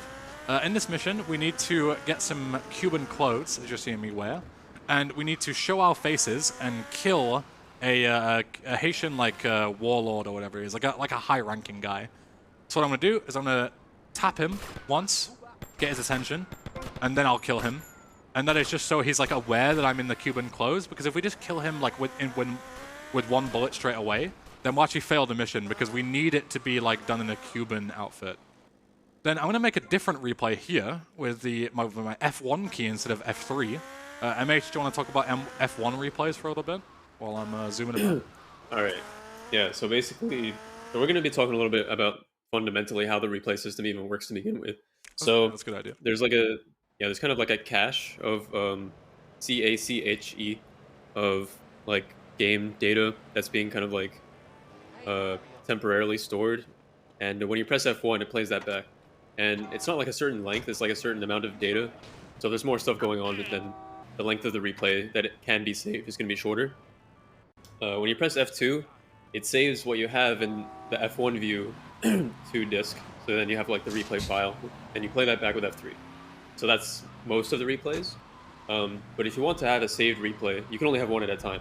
So if you don't want to overwrite that, but you still want to like remotely do stuff with a replay, kind of like in a short period of time where like you kind of clear the cache by pressing the F3 replay. So that kind of like makes it so the replay starts where you're at. Then you can do stuff with an F1 replay, we call it. So yeah, that's what he did right there. He still has his replay of whatever he made the saved replay over. Yeah. Yeah, and then the save icon, yeah. Yeah. And then he bought Coffin Capture free after finishing the mission, so yeah. Yeah. Yeah, so I was able to basically set up the F3 cache to be stood at Kaltman Cabs when I pressed F1, so I was able to just basically use that as like a mini F3 replay, which is very nice. This mission can be a little bit of a pain. Hopefully it goes well, because the VIP can... Just run over. Yeah, please get in. Uh-oh. Alright. We're fine. Yeah, we're good.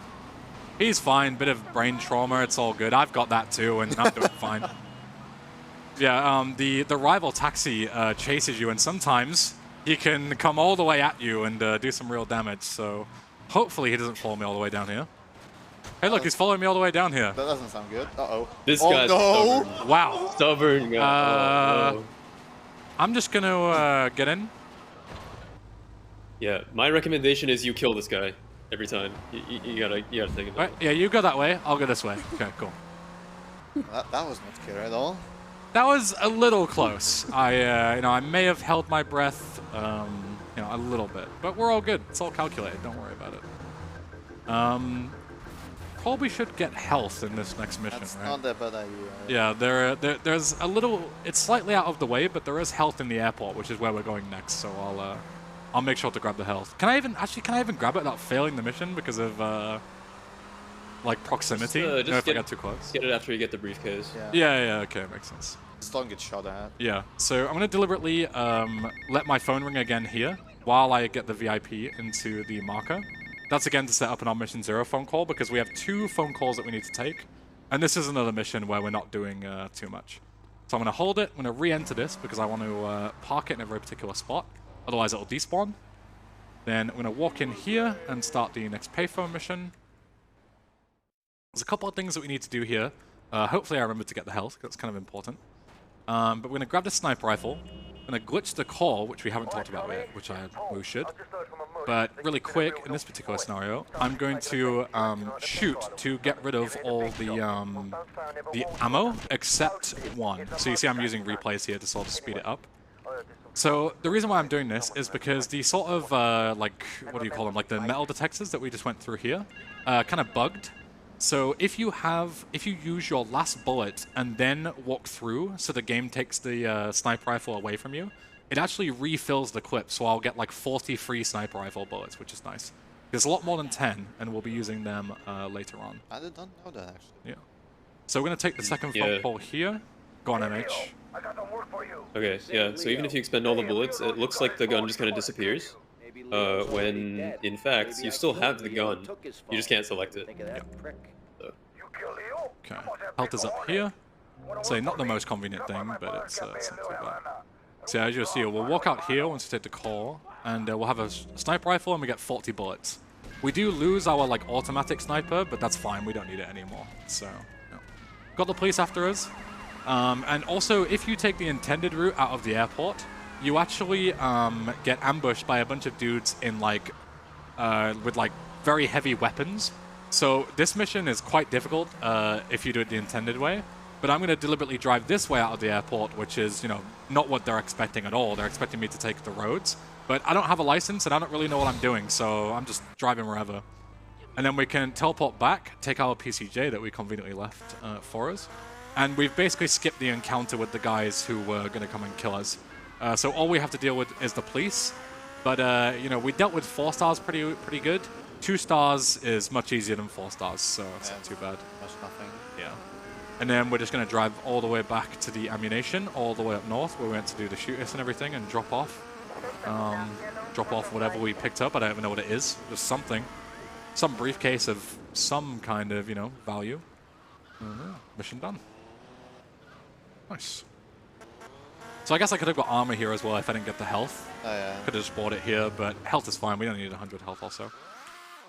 So now we're going to start the Love Juice storyline. Love Juice is a fantastic little set of characters, a Scottish band. Their music, yeah, their music is actually on Spotify. You know, we have it on our playlist, don't we? Good music. Yeah, and they basically want to live like a rock and roll lifestyle, and we basically act as like their bodyguards. So we're gonna go and get them drugs. We're gonna go and get them, you know, some female attention, and a bunch of other things. Of course, we get scammed because Yeah, we get scammed because, you know, Florida drug dealers, I guess. not very reputable businessmen. Yeah, exactly. No, we don't exactly go through it to the most reputable sources. I'm gonna leave this guy a horrible Trustpilot review later. And these illegal drug dealers are unreliable. Yeah, exactly. Like, oh, hey, it's his brother. I am so sorry what I just did, but you know, it had to be done. Okay. Yeah, it's very important that we sort of kill him and don't get into a proper firefight with him, because he has a stubby shotgun, as you saw, and as we said earlier, those shotguns are devastating. Like, they will kill me in 2 shots easily. So on the way to picking up Mercedes, who we need for this next segment, we're gonna make a little stop. Make a replay over the film studios, which we'll be by warping to later. We've still got a couple of missions to do before we worry about that. For some reason, this section here, where you pick up Mercedes and you have to get back, for some reason, it's quite a tight timer. Honestly, I know the lore of this mission. I have no idea why they put a timer on this. It doesn't make any sense. It's just like... It's just for the sake of it. Yeah, like, you don't get back within exactly 60 seconds. It's like, oh, Lovefest is mildly annoyed at you. Mission failed. It's like, what? Yeah. You can take as long as you want before picking her up, but after picking her up... Yeah, she gets too impatient, I guess, something. That's very strange. Yeah, so... fortunately, 60 seconds is more than enough time to get back if you know where you're going. It's 1 minute and 30, actually, but it's still quite a tight time limit to go all the way back to downtown. Don't want to bonk on any lampposts. But yeah, so if you're playing this casually, I remember I kind of struggled with this because the route that you want to take back to downtown like isn't the most obvious one if you're not familiar with the map. So the sort of logical route, which is heading straight west, is quite slow, and you don't end up making it in time. So, yeah. This is just a drive back. There isn't too much else to say. So, Paulister, got some quick donations. Fire them away. Yeah, I can give you a few. Here's $20 from Andri back saying, donate to save the children. You know it makes sense, don't you, yeah? I don't understand the reference. I suppose you do? I mean, it makes sense, right? Don't you, yeah? Thank you. I'm here all night. Thank you. We also have $100 from Anonymous with no comment, but thank you very much. And $10 from 5Aw41 with also no comment. But I'm here to announce also, we've hit $12,000. Let's go! Nice. And we're already well on our way to 13,000, so keep those donations coming. Back to you, Englishman. Thank you very much. So, yeah, Psycho Killer is the second Love Juice mission.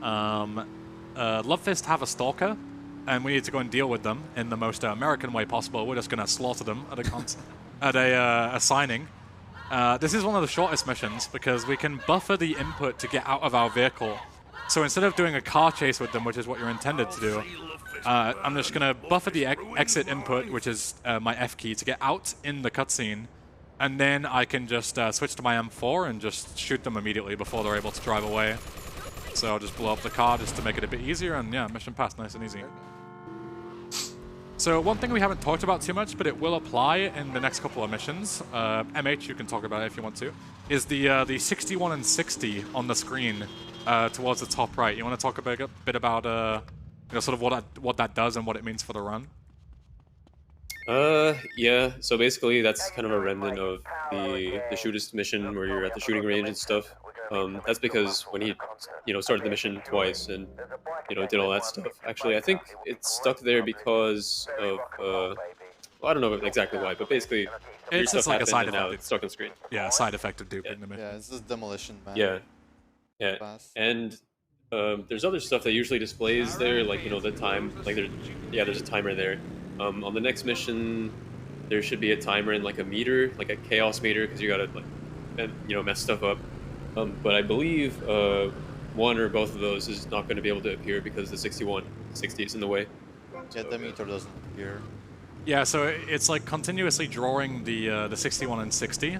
So whenever we have anything that has like a meter like the next mission, and it's happened in a couple of the previous ones, the text isn't actually there because it's just showing, or it's like underneath, I think, the 6160. Either that or it just doesn't draw it because there's already Because the something slot there. is taken. Yeah, I don't know which one it is. But yeah, so if you're ever wondering like, oh, where's the timer or where's like the things that I'm talking about, just assume that they're like buried under the 6160 at the right hand side.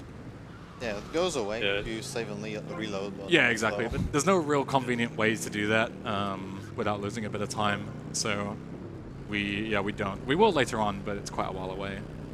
So one thing to mention about this race, it's very simple. We stole one of their bikes, and that's because their bikes are like basically god bikes. So they have like increased like stats, so they're a lot faster than a regular Angel. So the game tries to cheat again by giving them really overpowered bikes, but then we just cheat back by stealing those bikes. Yeah, because the AI isn't good at driving them. Yeah, the AI has no idea, like it's not programmed to drive a broken bike, so they just crash and sort of have no idea what they're doing. So this is the mission that we're talking about with the meter, where you can hear it sort of like bleeping, if you listen. That's the meter going up, but there isn't actually any meter on screen because of the fact that it's like being drawn underneath. But basically we have 2 minutes to destroy as much as possible. This mission is also something that people struggle with quite a lot casually. And the simple reason is because it's kind of like misinformation, the way the mission works. They want you to cause as much destruction as possible, right? So what people do is they're like, oh, I'm going to get a load of grenades and RPGs and all this stuff, and we'll just go on an absolute tear. But the way the like chaos meter increments isn't based on damage, it's just based on like hits of things. So as you saw, I deliberately picked up a really weak weapon, which is the SMG, and I just shoot cars for 10 seconds. And that, because I'm just hitting vehicles a lot, it allows me to increment the meter really fast. But if you were to shoot an RPG and blow up the car, it would only increment once compared to like 5 or 6 times that I'm doing. Kind of ridiculous. Nice 360, by the way. Oh, look at that parking. I'll come back later. That's a lie. I won't come back later. Just leave that there. Yeah. So these guys can be a pain. Fortunately, they're behaving. Basically, there's like a way to sort of manipulate them, but sometimes if you're lucky, you can just do what I did, because I kind of forgot to do, you know, the right thing, and just run and grab that bike. But they can knock you off, which is very annoying, and sort of like stun lock you. And also they can shoot the tires, and as you saw, I had to like go up a staircase in order to exit and get this bike back for the mission. It's already hard enough to drive upstairs anyway because, you know, it's a staircase, but doing it with flat tires is like almost impossible. So like you almost soft lock the mission. Especially if you get the back tire pop. Yeah, the back tire, you just spin out constantly. It's really annoying. So thankfully that didn't happen. And that is all the biker missions completed. So we needed to do the biker missions before we were able to do the last Love Fist mission. Oh, you good, dude? Yeah, there's like a lore reason, like Kent Paul, who's acting as Love Fist's manager, wants a biker gang for... Come on, you can do... Hey! Nice, nice. So he wants a biker gang as security because it will look, you know, metal, I guess. Very metal, yeah. And the biker, like Mitch Baker, the leader of the biker gang, wants us to prove ourselves to him. Yeah, so you can't actually, like, even if you try to... Even though the marker is there for the final Love Juice mission, which we're going to now, even if you try and start the mission, it'll say, like, you know, come back once you've dealt with the bikers or whatever it is. Like, come back once you've done the biker missions. But now we've done the biker missions, so we can head back and do this before we head to film studios. So this mission is quite a notorious one. It's called Publicity Tour. And if you've ever seen the movie, it's Speed, right? That's the movie that this is based on? I think it's Speed. I think so, yeah. Basically, the idea is that you're in a Love Fist limo. It forces the game to rain, which makes it even harder. And if we slow down, similar to the bus, I think it is in Speed, it blows up. So we need to drive as fast as possible until they defuse the bomb. A bunch of drunk Scottish rock stars aren't exactly clued into bomb disposal strategies, so it takes them quite a few minutes. I'm surprised they're able to do it at all. You know, we could be here for hours, realistically, but somehow they're able to do it. But in the meantime, we need to drive as fast as possible around for a couple of minutes. There's a number of different strategies that we can do. What most people do if they're doing it casually is they'll drive straight down the main road towards the south, But then the problem is that eventually you run out of road. You know, it's not like the Fast and Furious highways, they're not infinite. So eventually you have to do like a big U-turn, and that is very slow because you like almost stop when you're U-turning in this big vehicle and you'll die. So instead what I'm going to do is I'm just going to drive, and I'm just going to go ahead and go around in a square, basically. So I'm going to turn left, then left again, etc. And that's the easiest way to do this, the quickest way. So yeah, there's not a lot going on. The other thing to mention is that there is actually a meter that shows you at the top right how close you are to death. I held my breath on that corner because I did it pretty slow, and I have no clue how close I am to death, because it's not there for the reasons that we mentioned earlier. Yeah, there's also another strategy you can do with replays, because this mission is very much just based on the dialogue. And if you replay, the dialogue line still plays. Yeah. So you can just keep playing replays over and over until the dialogue gets to the correct point. Yeah, because the game doesn't actually, the game sort of pauses while you're in the replay, so you know the meter doesn't go up or anything even if you're not moving. So you can just keep matching F1 until the mission finishes. You know. They're equally as fast as long as you time the replays correctly, but this is a little more interesting. It keeps me a bit more engaged. So yeah, that's about the rest is just driving in a circle for another minute or so. So Paulister, quick donations, go ahead. All right. Well, I'm filling in for Paulister real quick. So we got a $50 donation by KZ Fru saying, "Love to see all the gamer guys, girls, and good humans gracing my screen today. Hope to see you all again soon. Have a great week and have a lot of fun." All right. Thank you very much. I'd just like to say as well, KZ Fru recently decided to hang up his boots. He's done many runs here for GDQ, ESA, GTA Marathon, you name it. He has been an incredible help to the community. He's been around here for the longest time. So I'd like to give a personal thank you to KZ Fru for everything that he's done for the community. And I'd say a round of applause for him again. We love KZ Fru. Woo! It's a shame he couldn't be here today. Otherwise, I would have loved to have him with us. But yeah, absolutely fantastic member of our community. So yeah, this is one of the rare, unskippable sort of cinematic cutscenes. So if you've got another donation, go ahead. I'm back. Hello. Hello, Paul. All right. So we have $50 from our very own Viper saying, "Good luck, Ben. Everyone is behind you." Literally, like we can see you. XD. Oh, hi guys, how's it going? Shoutouts to ESA for putting on a great event, and Paul, if you could say it in your best British accent, I'll try Viper's accent specifically. "Oh my God, they've got a helicopter." Oh, bloody hell. Thank you for the donation. I get a thumbs up from Viper back there. That means it was good. That was good stuff, Paul. Good job. Back to you, English Ben. Thank you very much. All right, yeah, so film studio missions, I would say, are probably the worst in terms of like activity. Like the first one is fine, but the second and third one especially, they're quite long and quite tedious. So I'll do my best to keep you entertained, but at this particular time, because there isn't too much... Oh, well, good start to keeping everyone entertained. Yeah, don't clap for that, come on, what's going on? But yeah, so if anyone in the audience behind us or anyone watching at home, if you want to go for a stretch now or you want to you know, go and get a drink, head to the toilet, you're more than welcome to. I would appreciate if you came back, because if you all just left, I'd be very upset. Yeah, so the wrong mission, almost went the wrong way. But yeah, so if you want to take a break and chill for a bit, you're welcome to. What do you mean, where am I going? Hey, this is the wrong way. No, guys, don't go, I'm sorry. Yeah, you're right. This is the correct way. Yeah. God, everyone's just leaving. Damn, is this something I said? Like, come on.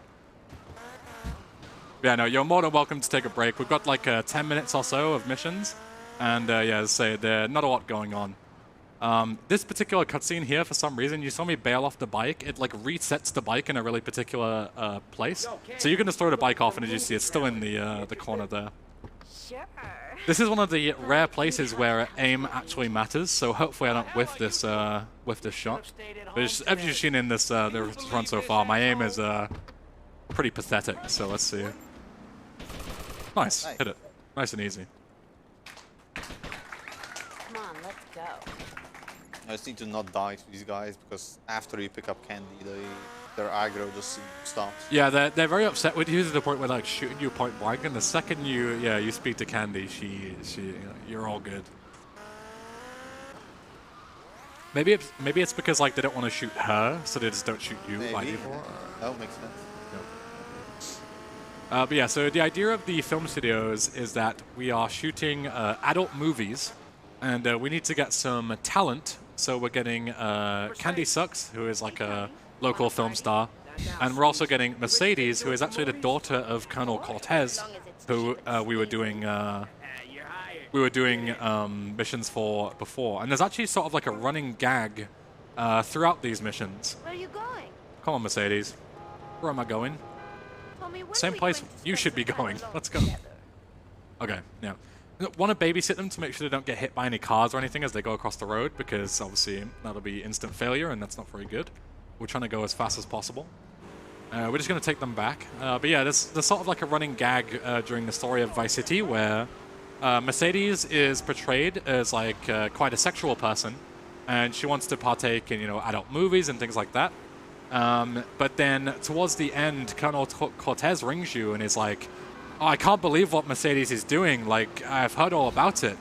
And then is like, "Please, Tommy, tell me it's not true." And Tommy's like, "What do you mean?" And he's like, "All these stories I hear. Is she really like gonna become a lawyer?" And it's like, the whole thing is like she's doing this. The Colonel sees it as like not a very good thing, but in reality, he just doesn't want her to become a lawyer because he's a coke dealer basically. Yeah. Hey, So Tommy, you coming in for a warm-up? I don't want to come in for a warm-up. I have missions to do, so we've got plenty of things to do. So the next mission is where we use our flying skills. We're going to use Cool a skimmer, start. and we're going to be throwing flyers all around the city. So we're like promoting the film studios. So as you can imagine, the easiest way to do advertising, instead of like hiring someone to like go and post leaflets through people's doors, is you just hire a plane and you set the stack of flyers to come out of the rear of the plane, and you just launch them all over the ocean, the rooftops, everything. So they're wet through, nobody can read them, and apparently that is the way that you're supposed to advertise your... I don't think it's like been hired the plane. I think it's like an old movie prop. Oh, yes. This thing might not even work for all we know. Yeah, it's not great. So yeah, so this is just simple as flying through the checkpoints. So Paul, if you've got anything charity-based that you want to read, go ahead. I can give a quick update on some of our incentives here. Fantastic. Namely, once again, the Hades bonus run of Beat Charon. I like that you all heard my wishes to get that met. It is now at $1,060 out of $2,000, so about $940 to go. And quite frankly, getting to $13,000 could very well push us to meet that incentive. So keep those donations coming. I also have another incentive I can talk about if we have a moment. Yeah, of course, go ahead. Yeah, and once again, the Through the Fire and Flames incentive. Let me give a quick refresh to that. That has stayed at $515 out of $1,000. So if you want to hear Through the Fire and the Flames on Gitadora, then by all means get those donations in. So yeah, back to you, Eben. Yeah, thank you. I'm very hyped for a lot of the Rhythm Showcase stuff, especially the Clone Hero stuff later on. I'm a big fan of that. I did play some of the, is it Gitadora? Is that what it's called? Yeah. Basically like the Japanese Guitar Hero. And it's way harder than like regular Guitar Hero. The one thing that, very much upset me was I play left-handed because, I like to be different, I guess. not because I was born that way, I just chose to. And the actual straps were like bolted on right-handed. So it's like they forced me to play right-handed instead, which is very disappointing. But besides from that, it was great fun.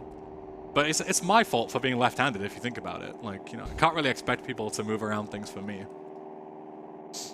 So I should probably consider, like, getting some kind of, like, therapy to, like, correct my left-handedness or something. Should be a good strategy.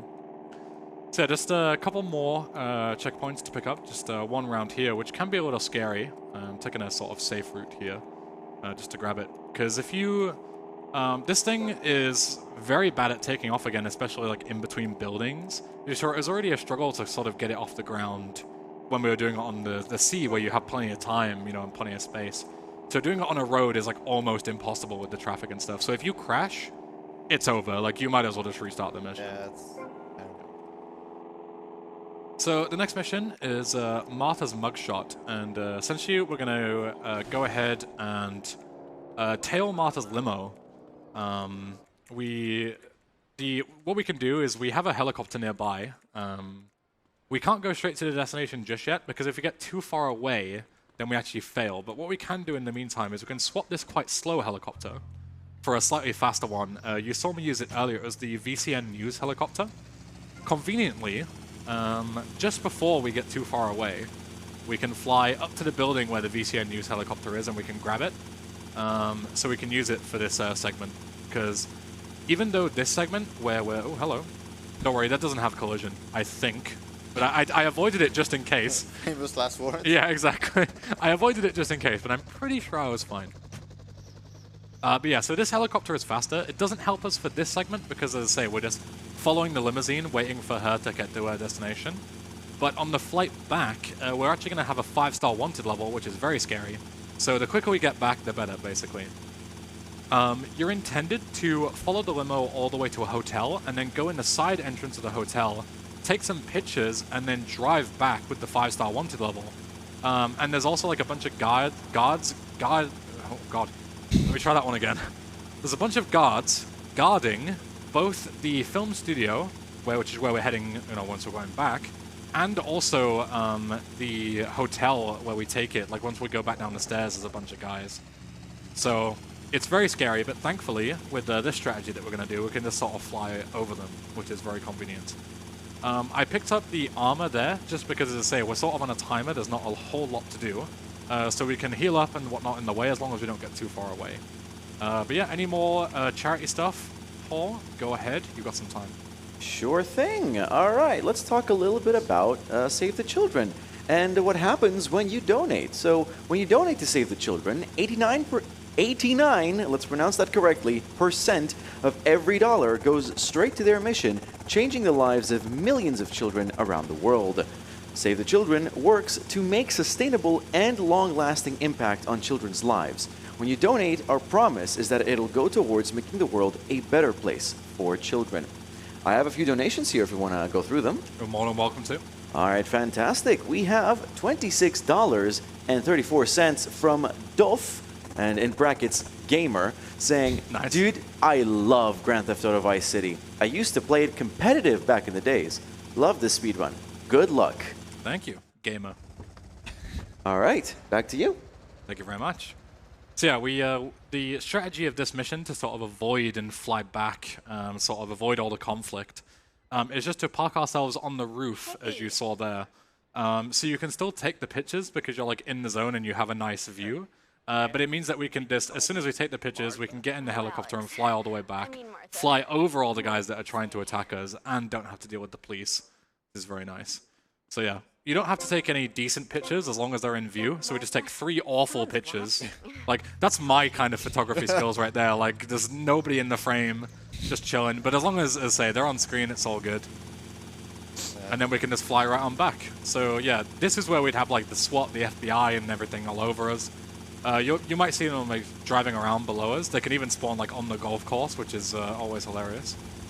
Because, they can't really get out of that, because it's sort of like a closed-off area. Hopefully, they don't shoot. So these guys can shoot me when I'm driving around. Thankfully, they didn't shoot me, because I want to try and keep this helicopter if possible. It's not a big deal. We do get another one later on, but it is slightly faster if I can keep that helicopter for now. Just showing there. And we'll sort of explain that later. So this is where... we're going to grab a second helicopter, and the reason for that is because this mission is a sort of simple, like, collect the checkpoints, but the sort of bonus is that it's doing jumps from rooftop to rooftop, right? And obviously if you fall off one of the rooftops, you have to go all the way back to the start. There are some checkpoints in between, but there's only 2 or 3, I think, throughout the whole course. Yeah. And it's very annoying. But what we can actually do is, as long as you touch the marker with something, then you're all good. So you don't actually need to use the bike. So we're going to go into and trigger like the first section, which is where we go into the elevator here. And then as soon as we do that, we're just going to go and get another VCN helicopter. I'll let this cutscene play out. It's very Rockstar humor from 2002.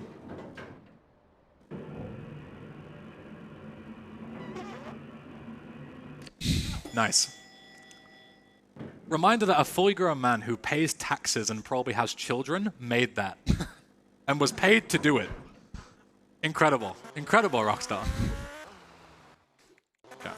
So yeah, so this is the segment where we can sort of do whatever. So the VCN helicopter is north, so it makes sense to trigger this one just with the bike.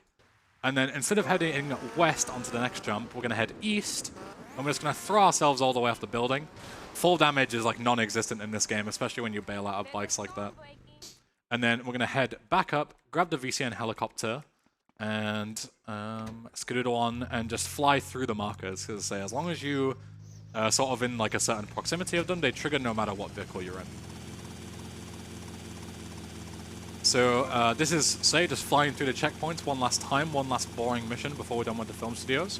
So, Paul, you got anything else? Want to update us on Hades or anything like that? Go ahead. Well, there's no updates on Hades. There is an update on the Through the Fire and Flames incentive. Nice. We had $50 from Kinsey Kanzi saying, just wanted to give a quick shout out to another absolute pillar of the community, a creator of many tutorials, one English Ben. You're doing great, buddy. Thank you very much. Thank you, Kinsey Kenzie. And I can probably mention some prizes that we have on offer.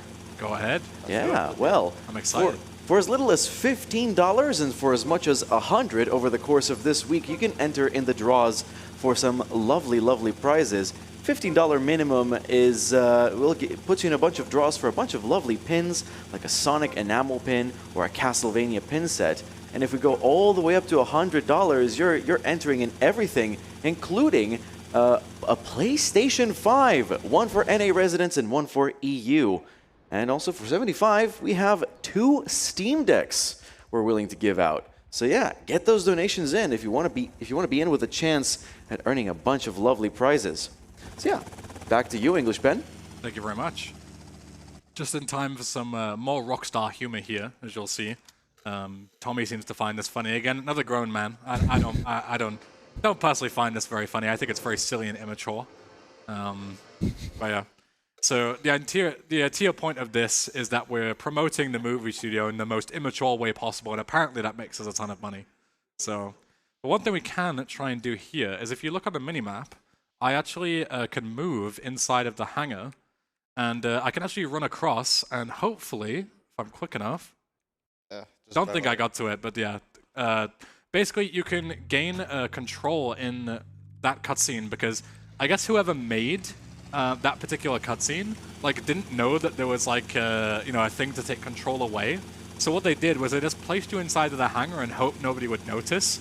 So but what you can actually do is just run out of the hangar, and the intention there was a sort of minor optimization where you can get into the helicopter that I'd left previously at the film studios to sort of avoid having to walk back and get into this one. It's only 3 or 4 seconds faster because obviously we have the one from the previous mission that we can just grab anyway.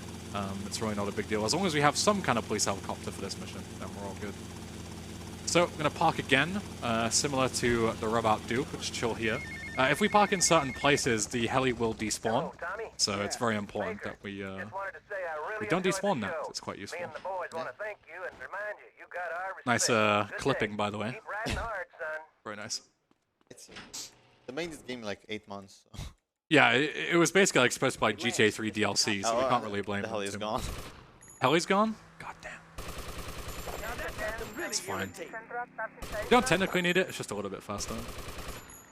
Yeah, so the intention there was to sort of keep the helicopter so we can fly to the next place, but it's not too far away, we can drive. But the important thing is that we got 2 stars. And the reason for that is because in this segment, you need to get the police to come after you, as you can see here. So the easiest way to sort of do it is to just kill a bunch of the Faceti guys outside. They don't really fight back because they're our gang, and we really shouldn't be killing them, but we are. Because, in the name of speed. And if you have 2 stars, and you enter the garage that we're going to go into, it spawns 2 cops. Hello, sir. So I said, this drive, I hate going over this thing here. But yeah, so what we can do is we can head in with 2 stars. The 2 stars don't fade by themselves, so we can have them for as long as we like. We can head into the garage. Almost got run over there. Wouldn't have been too good. And then you see 2 cops will spawn on my left and my right, and they'll walk in. And then block the door, of course. Yeah, of course, these guys block the door, which means I can't trigger the cutscene. Fortunately, Tommy is completely superhuman and could just push that car out the way with his thick old thighs. But yeah, so the 2-star wanted level causes them 2 guys to spawn, and in order to trigger this, we need to have me, Lance in the garage, and 2 more cops, so we can steal their uniforms. Then what I can do is I can just abandon Lance really quick, and we can just head on over to where another helicopter is. It's actually this way. I haven't done this in a while. Yeah, so there's actually another helicopter here. It's slightly slower, but it's not a big deal, because we don't need it for too much after this mission. Yeah. If you had to use this helicopter for a lot longer, it'd be a lot slower, because the heli is kind of slow. Yeah, it's very slow, but we only use it for this flight there and back, and then we fly over to Umberto, which is like the start of the gang missions, so it's not a big deal at all. So as you saw, we completely abandoned Lance, and it's actually telling us to go back and get him. For some strange reason, this is like one of the rare times that you can just progress the mission without having Lance with you, even though he's supposed to be with you. So we need to plant a bomb inside of a cafe in this mall. And as you see, as we go in, like the marker is just there anyway, so we can just trigger it. And then as soon as we walk out, he just teleports with us. So don't need to take Lance with us. So it's a little faster to not have to wait for him. And also it's a lot safer because he can get himself killed in many different ways. You know how Lance can be. Where is he? Lance? He's teleported down there, I think. Oh no, he's with me. Okay, good. How does he keep spawning? I don't know. The important thing is that we need Lance with us, because otherwise if he dies or we lose him and whatnot and he gets into trouble, then that's really bad and the mission will fail. So we need to babysit him as much as possible. Sorry, what were you going to say, MH? Yeah, so if you bring Lance with you into the mall, he actually says a couple of voice lines. He's like, "Hey there, officer, nice badge, nice badge." And then you can't actually trigger the bomb ringing in the cafe until he's, you know, all that stuff's done. He's like, there's also some voice lines that Tommy says in response. And, yeah, but if you don't have Lance with you, you know, you can't talk. So I forgot all about that. Yeah, it's actually 3 different reasons why it's more convenient to do so. Yeah, so we have 5 stars. All we're going to do is go back to the mansion, change our clothes, and apparently the SWAT and FBI and everyone have completely forgotten about us. Classic GTA logic. Yeah. And so we're going to go fly over with this slightly slower helicopter, and we're going to go and make a replay over the ice cream factory, so we can buy it later on, and then we're going to head and go to Umberto. So Umberto's missions, we do most of them right at the end, but we have to do this particular one now because it's the most convenient time. But sadly, this is another very boring mission. It's just collecting checkpoints on a boat to prove that you're good enough to Umberto, basically.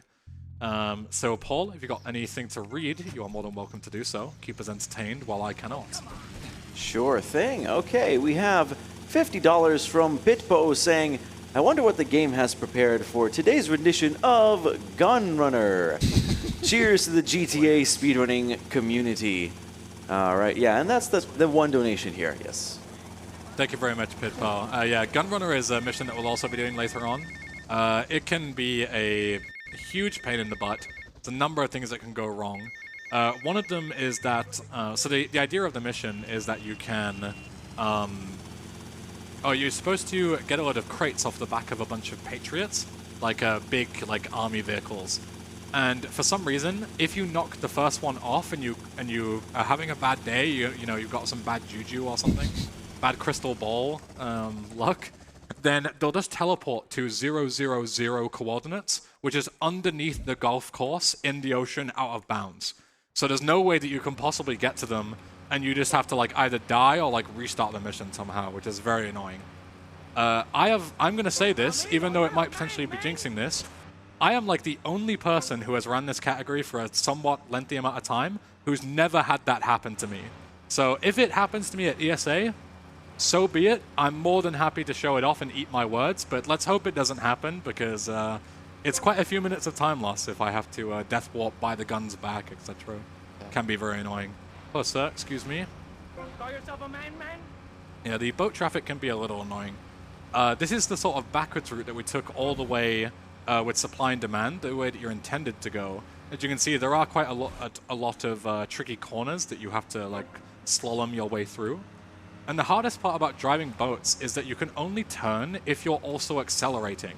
So like, it's a real pain sometimes if you get stuck in a corner, because all you can do is like accelerate into the wall and try and turn yourself out. And as you can see, also when you hit the ramps, sometimes you can like hit it and then get like pushed to the side, and you can do like flips, you can get spun out like I just did there. There's all sorts of weird things that can happen. Yeah, it's always fun when you do a jump, just flip. Exactly, yeah. And if you flip and Rico like puts his head under the water, he dies and the mission fails. So it's not very good, not very not very exciting. And the ramps are definitely the hardest part about this mission. You have to like really like learn how to like take the ramps like straight on and smoothly and stuff. Yeah, what I do is I sort of like, as I'm about to hit it, I like let go of W to stop accelerating, and then I hold it again once I've hit the ramp. It seems to help, like slowing down a little bit. Yeah. Yeah, it seems to be the best way to do it. Because if you just floor it, you'll just go flying off these things. It is also possible, I didn't explain it until it potentially happened, but the actual collision for the ramps that you saw going the first way before we turned around and are heading back, the collision can actually still be there for the first set of ramps when you're heading back. So it looks like you're just colliding with like random pieces of invisible geometry, and you can actually blow up the boat and die as well, which is very annoying. I've only had that happen to me once, and I was so confused as like how I was hitting the water and blowing up. It was so strange. Yeah, there's a lot of instances in this game where just like random things still have collision. Yeah. Or like the game not properly like, you know, cleaning up things that should be long gone. But yeah, it's an old game. We've got to cut it some slack. So yeah, it's the final one, and then we're going to do another buy warp to the ice cream factory, because we're sort of in the middle of nowhere here near the golf course, so we want to be in a more central location. So we do actually need to complete the Cherry Poppers ice cream thing. We're going to do that later on, because it is technically a mission. The way we define all missions in this category is everything that changes the save file name. So, you know, very, very important to keep that in mind, because when you complete distribution, it does actually change the save file name itself. So, yeah. I always head north this way, even in practice. The police station is south, but I just start running north out of instinct, and I've done it so many times that I just do it out of instinct now. It's so strange. So that's the call for Antipole, who is like the sort of second half of the gang missions. So I'm going to set up on mission 0 Vigilante again in order to sort of begin the chain of chaining phone calls through. And coming up is a really painful part. It's an instapass that is like luck-based. I will make a save beforehand, but hopefully it'll go okay first try. MH, do you want to start talking about Bombs Away Instapass and whatnot that we're going to do, and the sort of friendly rivalry chain and everything that we're coming up to? Okie dokie. So, the one-sentence version is he's going to instapass a mission, and then he's going to use like the remnants of that instapass to instapass another mission. So basically, he's going to do Juju Scramble right now, which is the first want-to-play mission. You're going to do that, right? Yes. Yeah. Okay. So you're gonna do that. Use Vigilante probably to set up a this stuff. You instapass the next mission after this, Bombs Away, with Vigilante. What is it? Yeah. Yeah. You instapass with the Vigilante, and then you can use the. Wait, no. Okay. So you're on mission 0. Got this. Yeah, I'm trying to get this in order here. So you start friendly rivalry, and well, you dupe it, right? So you use the second instance of Bombs Away. So we're gonna dupe Bombs Away. Oh. Jesus. Okay. I don't. Right.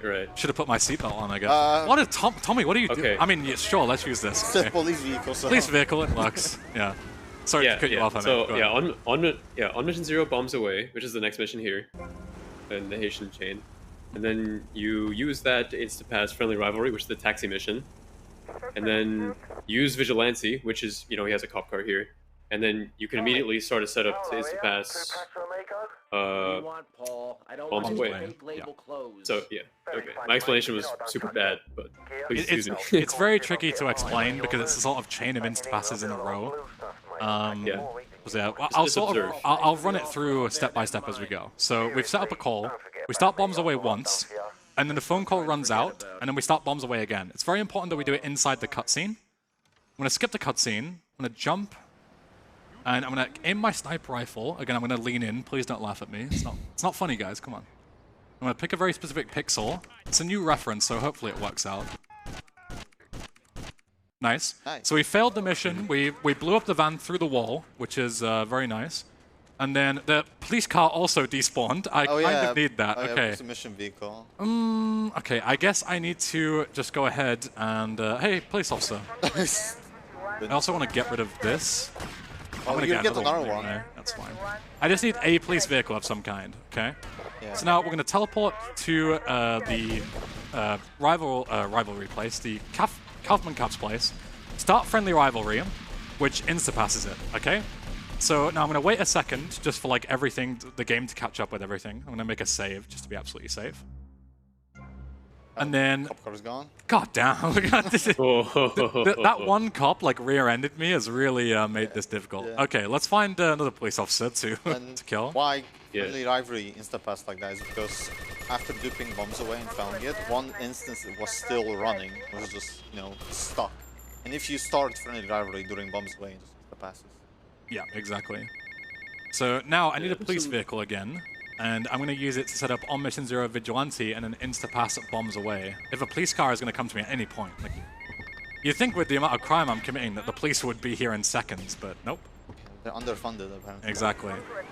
Right, so now I'm going to start on Mission 0 Vigilante. I might as well drive, actually. I don't know why I'm walking.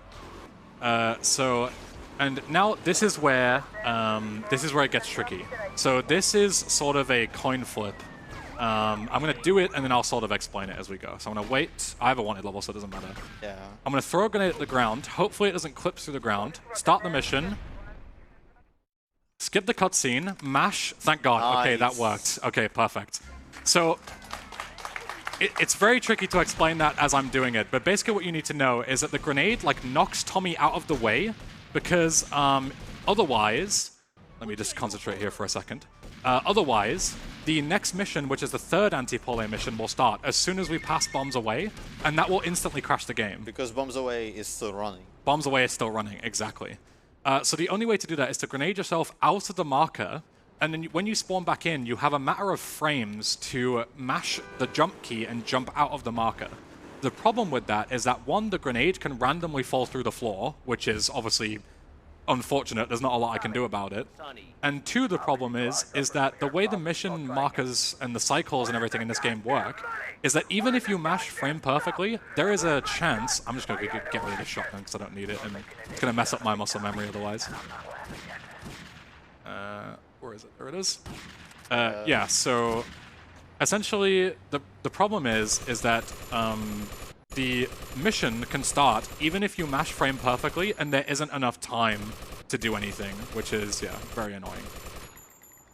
So this mission is quite simple. We just provide Overwatch for some Haitians. Gonna make sure I don't fail. There we go. I killed all but one, but that's fine. As long as one survived, it's all good. Okay. And that's one of the difficult parts over, so thank goodness for that. That seemed to go fairly well. Aside from, you know, needing like 8 police cars. Fairly well. Good enough. Okay.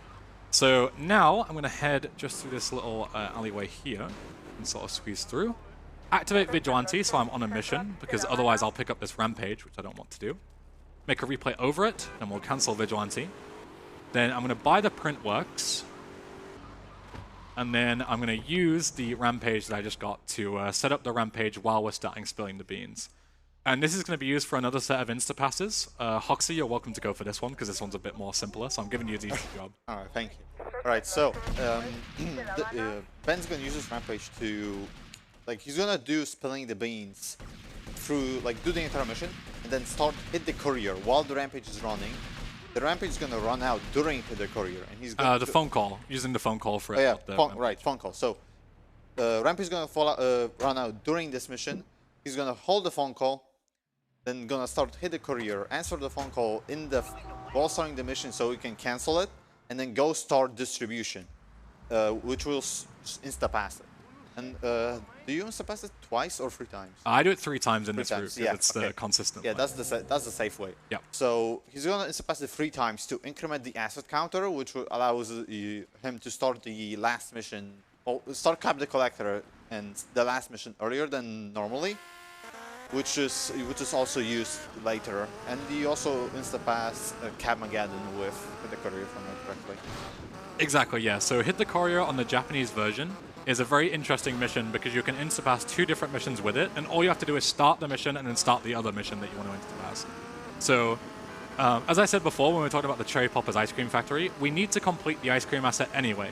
So the first one that we need to do is we need to do the insta-pass of Cherry Poppers. So that gives us the mission complete, which is good because that's what we need for the category.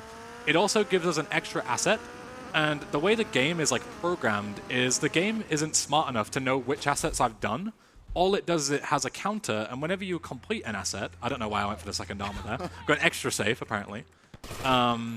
But yeah, it just has an incremented counter. So when you complete the insta-pass, it just adds your asset counter and then adds 1 on top of it, whatever it is. So that means that we can do that glitch over and over again to gain a ton of assets and unlock the final missions a lot earlier than intended without completing the rest of the assets. The simple reason for that is just purely because it's faster to do these particular missions now. That was the only shred that was found about the Josh. Yeah, Josh Jump. Shout out to Josh Miss. Yeah.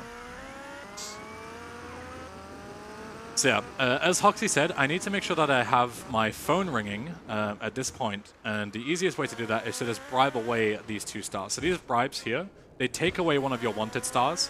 So there's one here, and there's one conveniently just around the corner as well before we teleport back and finish the mission.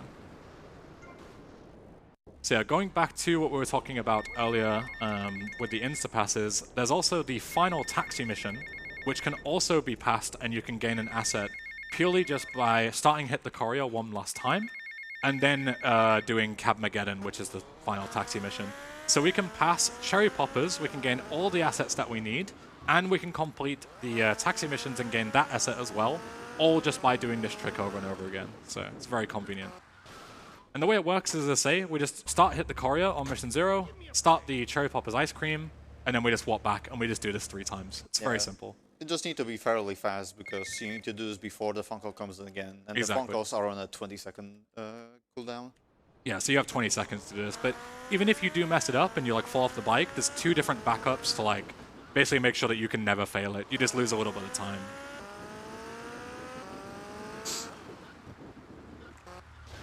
And I suppose this is the perfect time for Paul to read anything else that he has, because as soon as we finish this sort of segment, we're going to get into the most difficult segment where he will not have any seconds, because we will have to explain a lot of things and I'm going to need to concentrate. So Paul, go ahead while we're doing this bit that we've already explained. Fantastic. I'll try and knock out as much as I have over here. Thank you. Well, first of all, we have $100 from Llama saying, save the children. We then have $200 from Pastor Richard's Salvation Statue. $300 in one fell swoop. Very nice. We have $25 from Anonymous saying, donating for one of my favorite speed games to watch. Vice City is broken in all the best ways. Thanks for the entertainment once again. I have 3 more donations here if you want to go through them. Yeah, go ahead. All that I'm going to say really quick is I just make a replay over the Tech 9 Rampage that I'll be using in a second, and we're off to go and insta-pass the final taxi mission. So go ahead. All right, we have $50 from Friesen85 saying, I was a child once. Good times. So here's to hopefully good times for every child. Well said. We have $50 from Soundcheck saying, and this one is going to the Beat Caron incentive, and it's in reference to that, saying, I have played too much Hades, and I would be saddened to not see this bonus round, to see the lovely shopkeeper. Lots of love from Scotland. We also have $75 finally from Jacobot saying, greetings from Germany. Keep up the good work, love the runs, and this event. So yeah, thank you all for your incredible donations. Back to you. Thank you very much. Okay, so this is where it gets kind of serious. So if everything else was sort of complicated beforehand, I really do apologize, because it's only going to get worse from here. Yeah, this is the most complicated set of insta passes. Yeah, definitely. So this is what we call the setup for the double insta-pass. It's a very long setup. It's around 5 or 6 minutes long. And the idea is that there is 2 missions that we're looking for. The job, which is the final Malibu mission, which is very long. And also, what is the other one? Keep Your Friends Close, which is the final story mission of the game. Those missions are both very long, and what we're going to do is we're going to use them both to insta-pass each other. Which sounds very easy, but the problem is that the only way you can insta-pass the job with the setup is you have to start the job remotely from the Malibu Club while in the fade just after you've killed Sunny before the final cutscene starts rolling. So if you remember the fastest boat, we glitched this car in traffic so it didn't despawn. We're going to use that right now. It's a very convenient place for us. Yeah, MH, do you want to start talking about double insta-pass? I'm very sorry I'm giving you all the hard stuff, but it's I'm just sort of going in circles. I do apologize. Yeah, that's what I'm here for. That's exactly right. Let's go. Yeah, so we glitched this car like an hour and a half ago, and yeah, it's still there, as it should be. You didn't save or load. If you save and load, then any cars you get stuck, which we call glitching, they would just be gone. So he still has this. He's going to rig it with a bomb. That's going to be used on Keep Your Friends Close.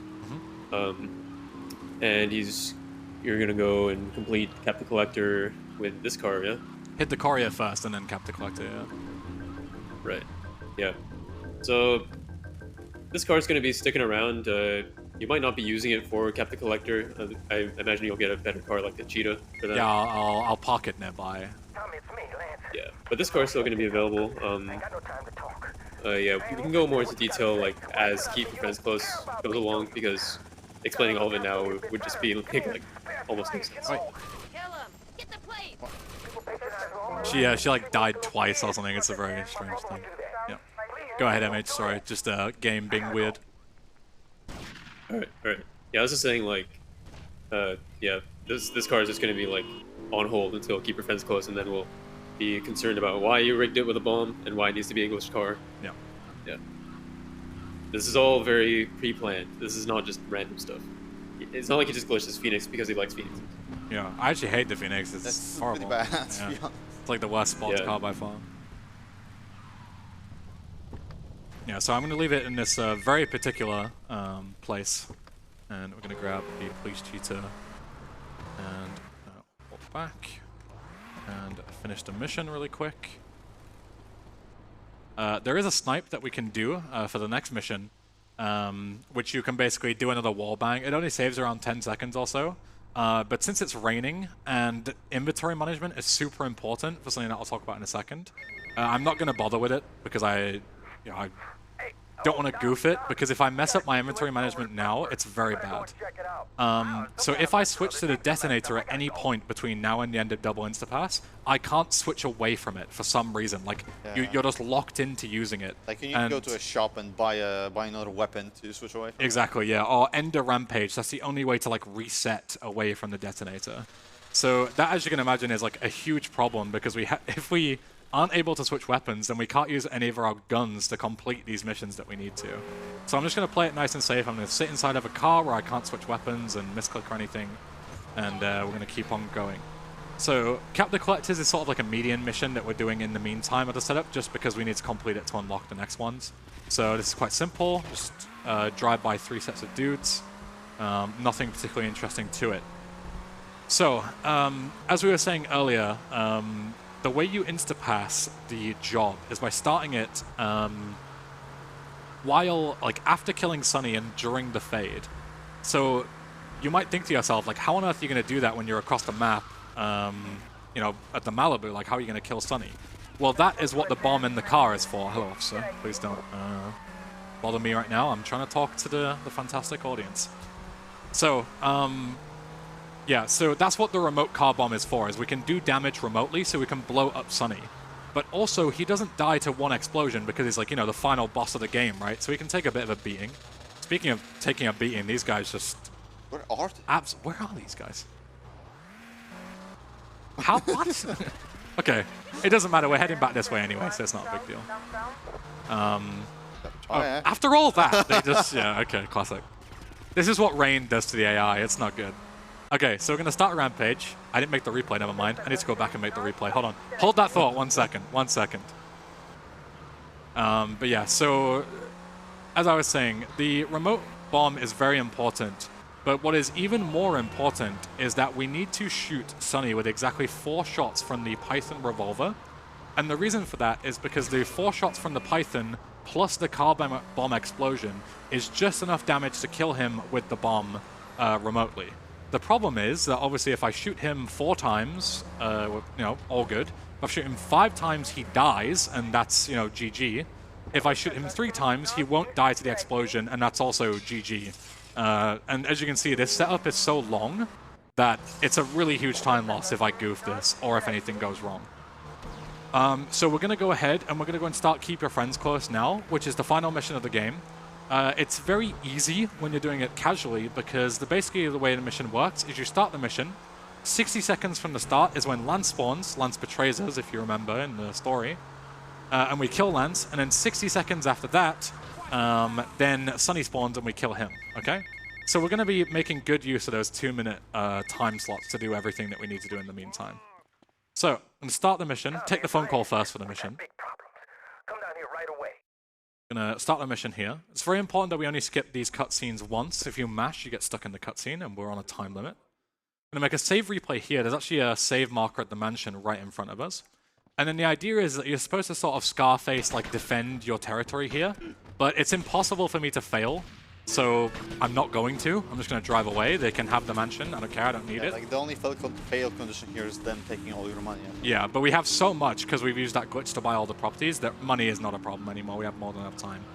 So what I'm going to do is I'm going to go ahead and do some other setup stuff in the meantime while we wait for land to spawn. So this Phoenix, that as MH said, this has sort of been chilling on the back burner.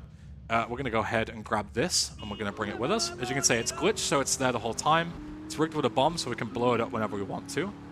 Hopefully, if I'm lucky, because I have quite a bit of time to spare, I can glitch a car here that's half decent. The taxi isn't any better, but sometimes if you drive... Excuse me, that was very rude. Seems like the guy from VIP or something. But yeah, I have a couple of tires to get it. It's not a big deal if I don't. But if I get lucky enough, I can get a sports car here. Which will allow me to... I can use it for like the second to last mission in the game. I can glitch it and set it up. But it doesn't seem to be happening. That was a Banshee, I think. Yeah, but it would take me way too long to try yeah, at that point, so it's all good. We'll just wait for the rampage to run out. 1 second. I do apologize for my cough. It's been speaking a lot, I think. So we're going to save warp in with the glitch car.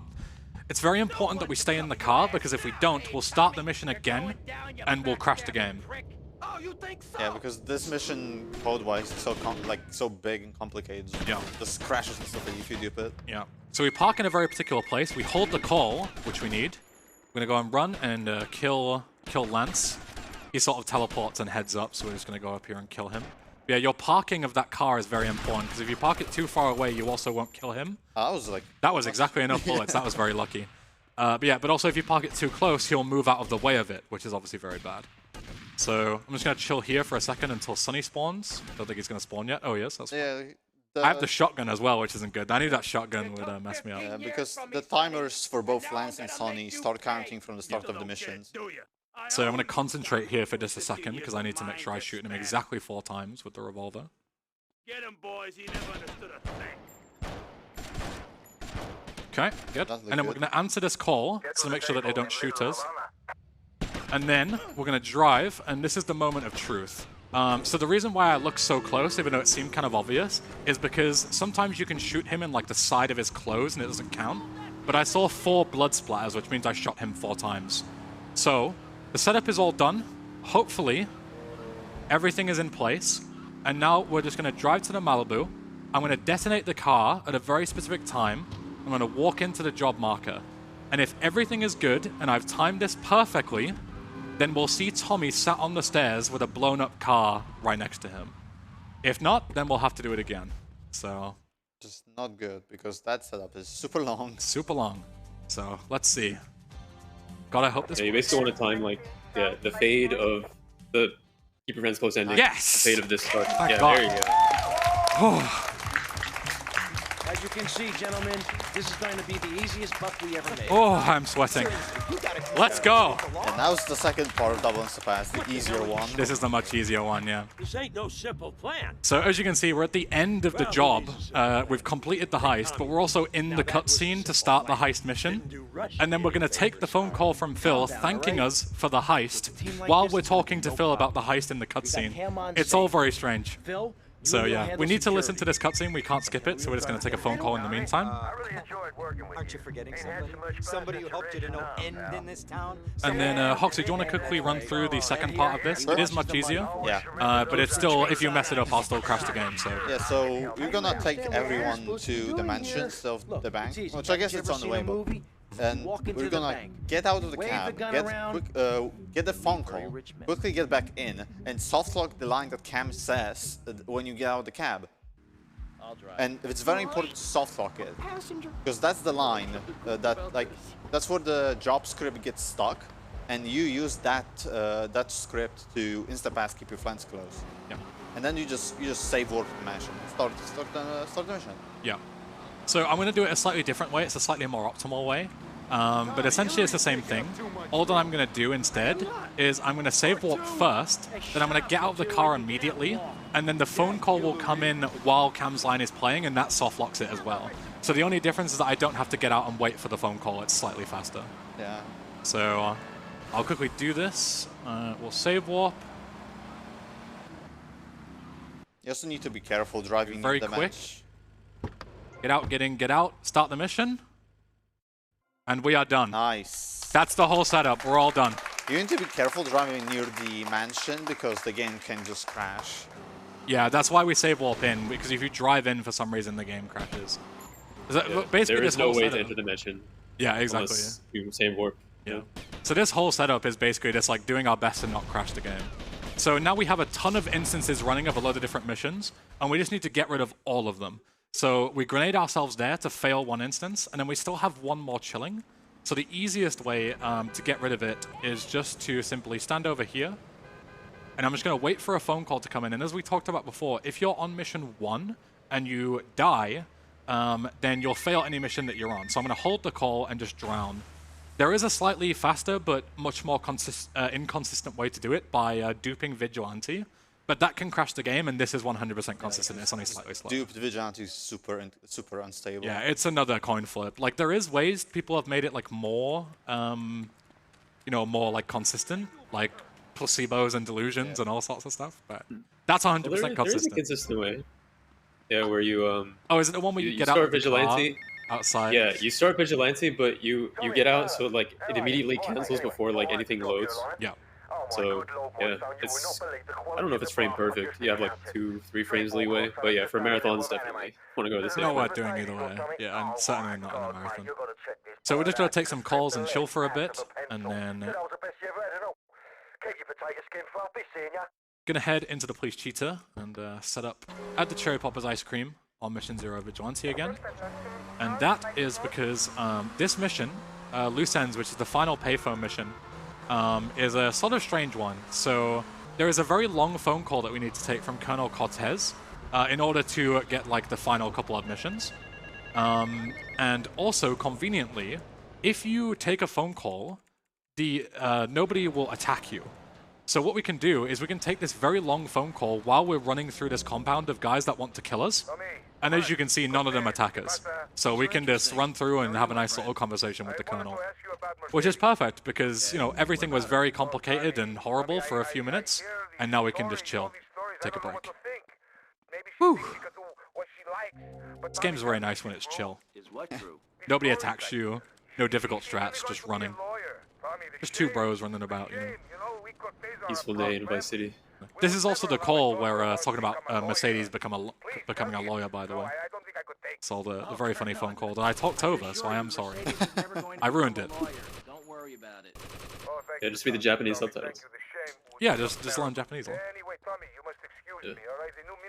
So there's a couple of guys that we're gonna shoot, just because if we don't, we fly away in this helicopter here, they'll just shoot us down. Yeah, because they have pretty good guns. Yeah, they do. They have MP5s, which will kill me very quickly. So yeah, kill those guys on the sign, kill the guys on the roof, kill the guys next to the briefcase. grab the briefcase, and then we're just going to fly into our destination. As you can see, they still shoot at us, but because we're so far away, we're fine. Whereas the guys on the roof, they will hit you a lot and do a lot of damage. So next up is the infamous Gunrunner. It's not even a difficult mission. It's just so many things can go wrong. It's so random, yeah. So let's hope that it goes somewhat okay. But there is a bit of a long flight where we have to drive all the way back up to, or fly all the way back up to Phil's place from here. So, Paul, if you've got anything to read charity-wise, you've got about 30 seconds or so. Well, I can take this moment and give a quick update on some of our upcoming incentives. I've mentioned Hades and Gitadora already. The Beat Karon incentive, there's been a little bit of progress. We're at $1,235 out of 2,000, so just over 750 to go there. And I hope we can make it, so we can get that extra content. And the Gitadora incentive is at $590 out of 1,000, so 410 to go. So keep those donations coming. We're also close to 13,000, so I'd like to see that happen, and I think Englishman would like to see that too. I would love to see that. We all would. All right, back to you. Fantastic. So, as I said, Gunrunner, we're going to get some vehicles off the back of the trucks, but we also actually have to destroy the trucks at the same time. So if you just get all the guns, it'll then tell you to go back and destroy the trucks anyway. So we're going to try and do 2 birds with 1 stone. I need to make sure to not be too far away from this car. And then we're going to use this very broken shotgun that I've talked about for quite a lot of the run to just absolutely nuke these things. This is a cop. I don't really want to deal with you right now because I knocked the door off and he might bust me instantly. So. Yeah, especially since this got yeah. a while to get going. I really don't want 2 stars during this mission because it's already random enough as it is, but I think it would have been a lot more trouble if I didn't kill him. So there is also a scooter squad, as you can see, that all have SMGs and they'll all catch up to me in a second. So it's very important that I drive past these guys, blow them up, and then wait until the sort of scooter squad pulls up so I can steal one of their scooters before they sort of aggro and kill me. So, that's got bumped a little bit. That's fine. I've got enough time. I just need to run away and make sure that I don't get killed too much. There we go. And then as soon as I blew that up, but that's fine, I don't need it. As soon as we grab the guns over there, then they'll stop aggroing towards us, so it's not a big deal. I think most of them died in the explosion anyway. Okay, nice. And this guy has very nicely donated his bike for me. Thank you. Nice. So Gunrunner went pretty good. Yeah. Pretty good. No 0-0-0, so. Considering it was a marathon run, like this has gone pretty splendid so far. I can't really complain too much. The only big thing was like losing the police car a bunch of times, but a lot of that was my fault. I can't blame the game. It was pretty entertaining. Well. Yeah, all for the entertainment. That's exactly it. So here we want to make sure that we answer our phone in a very specific district. So this is downtown, and as soon as we go here, we're in Little Haiti again. But the reason why we want to answer the phone call in downtown, this way, is because Phil will call us, and we need Phil's call to unlock the next section. If we answer the phone inside of Little Haiti, we'll get a call from Antipole, and it's just a random call telling us to stay away. So it doesn't actually progress anything. So it's very important that we take the call that actually does progress things. So this mission is very chill. It's very silly. I'm going to quickly pause and unpause the game, because it gives you like drunk control, so you have like a lot of input delay, and as you can see the camera's like spinny and whatnot. But if you pause and unpause, you actually lose the input delay, so you can just drive normally for like 10 or 20 seconds at a time, which is very nice. We see it's come back again here. Yeah, you can see it. You can see when it comes about, like having the camera like reposition a bit. Yeah. Yeah, it's sort of like turns you like 5 or 10 degrees one way, like tilts your head. So this mission is very simple. We're just going to take Phil. We're going to... Oh. I am so sorry. I have like destroyed so many pedestrians, and I really haven't meant to. I'm really sorry. I think that car's not fine. It's all good. It's fine. It drove away. Don't worry about it. But yeah, so we want to take him to the hospital, but he doesn't want to go to the hospital. Too many cops and whatnot, so we need to take him to like an ex-army surgeon who owes him a favor. And a lawnmower. Yeah, and a lawnmower apparently. If any of you keep an eye on GTA 3 and VC here, you'll see that Phil has blown off his left arm, but when you go to play GTA 3 and you see him there a couple of years later, it's actually his right arm that's missing. because Rockstar didn't take the 2 minutes to look at their own game to see which one was the correct one. Isn't even it correct in the cutscene? I couldn't even tell you. I don't know. I know that they're very wrong, and that's the important thing. And they should be ashamed. Okay. I'm going to park this Patriot, because we're going to need a 4-door vehicle that's somewhat fast for this mission. So I'm going to park it just on the corner, and then we can grab it. It's much better than like relying on one on the road. Like that one is a 2-door, so... And slow. Yeah, and it's also slow. It's not particularly useful to us.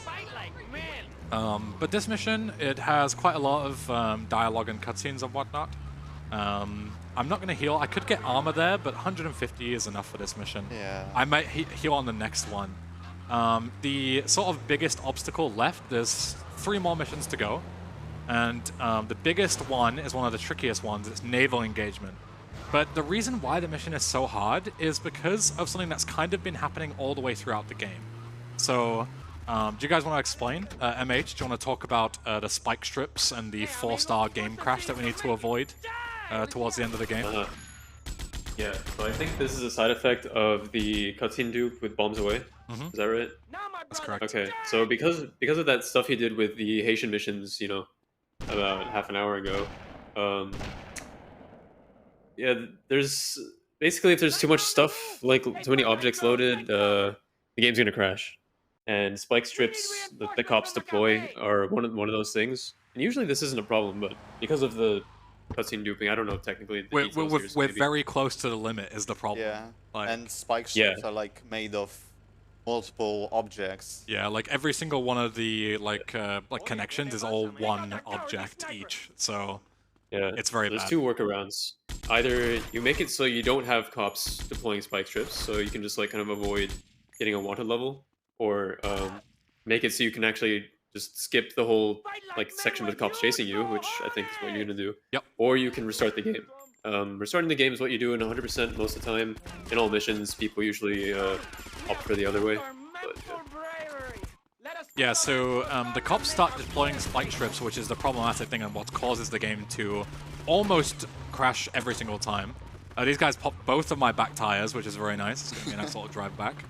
Give us more time to explain, I suppose.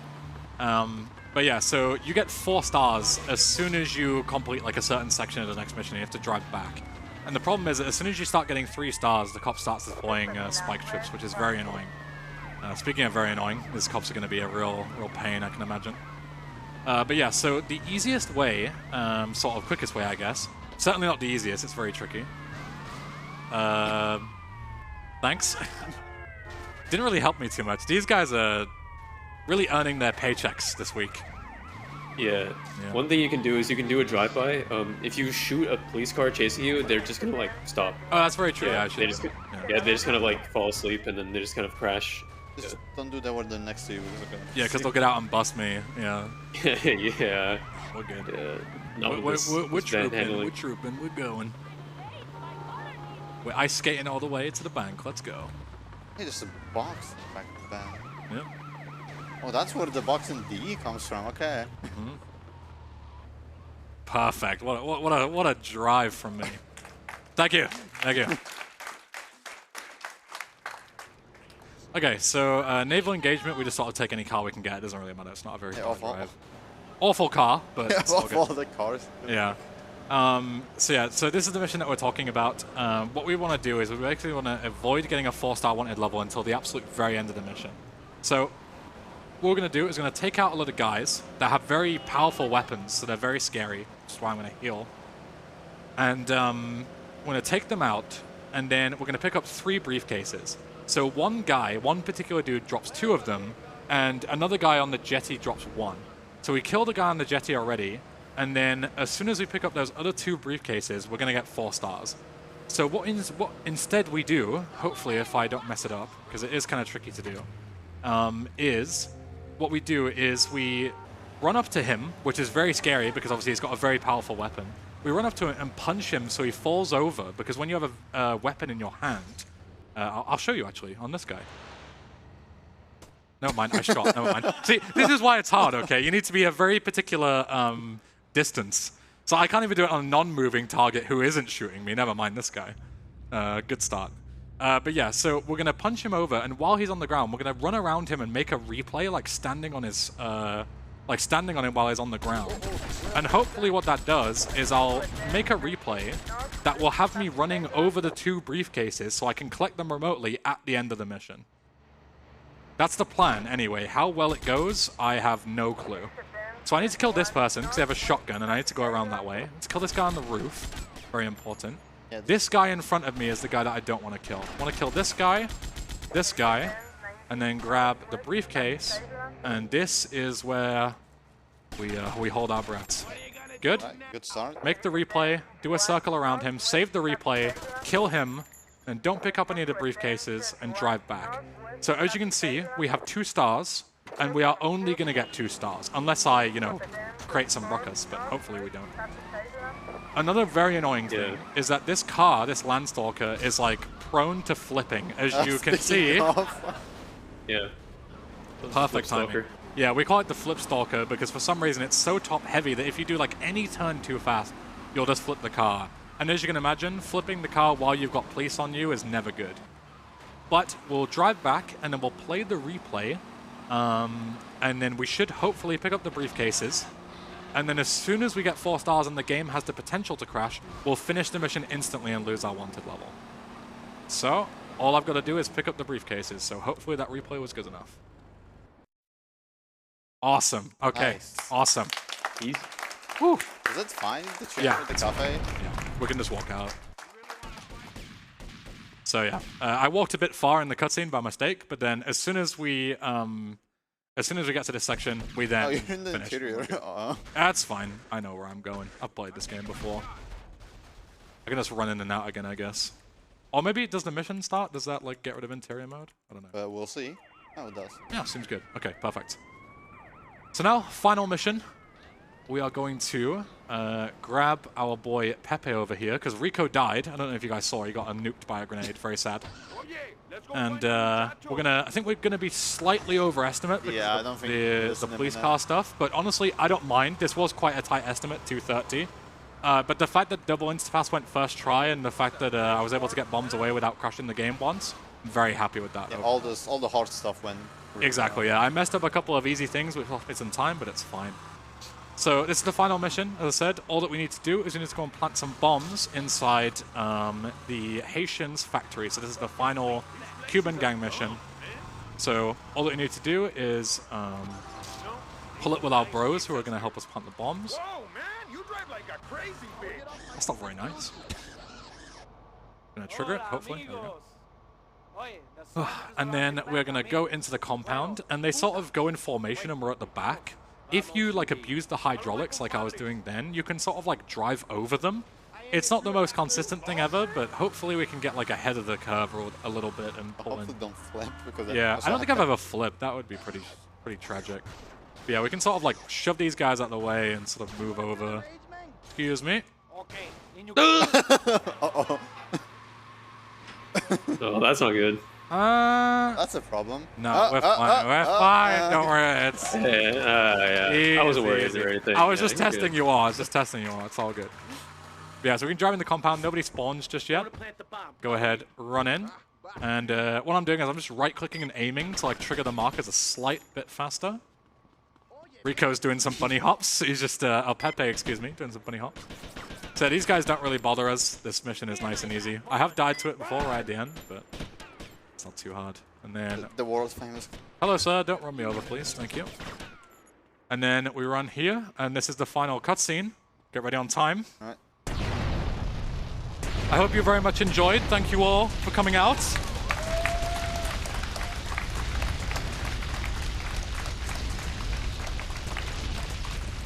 And yeah, rest in peace, all of the Haitians inside there. And that is... time. GG. Thank you. Thank you. Nice. So, I won't take up too much more of your time. You know, we've got a schedule to go to. All I will say is that if you do enjoy GTA Speedruns, you're welcome to check out my stuff, Hoxie's stuff, MH's stuff. We're all great people. We all love to play these games fast. But especially if you're interested in learning this game, we have lots of tutorials. I say we because it's not just me, even though I do get a lot of credit. Yeah, it's a community effort. It's a community effort, exactly. So be sure to check out speedrun.com/GTA, and you can find all the guides that you need. Join the community Discord, and you're more than welcome. We'll all see you there. Yeah, any final words, MH, from yourself? You did good. Thanks. Good marathon run. Thank you very much. Hoxie, any final words? Oh, it was fun. Like everything went well. I didn't do good. It was just fun. that was kind of implied. Last time on commentary for you. All right, yeah, we won't leave you too much longer. Enjoy the run. Paul, have you got any final words for us? Well, I do have one final donation here. It is $5 from MegaKek saying, "I'm Tommy Vercetti, and I approve this message." Thank you very much. But yeah, we are well on our way to 13,000. We're just under $200 left to hit that. So get your donations in. Coming up next, we have Hades. So we're going to do a quick intermission, and we'll be right back with that. All right.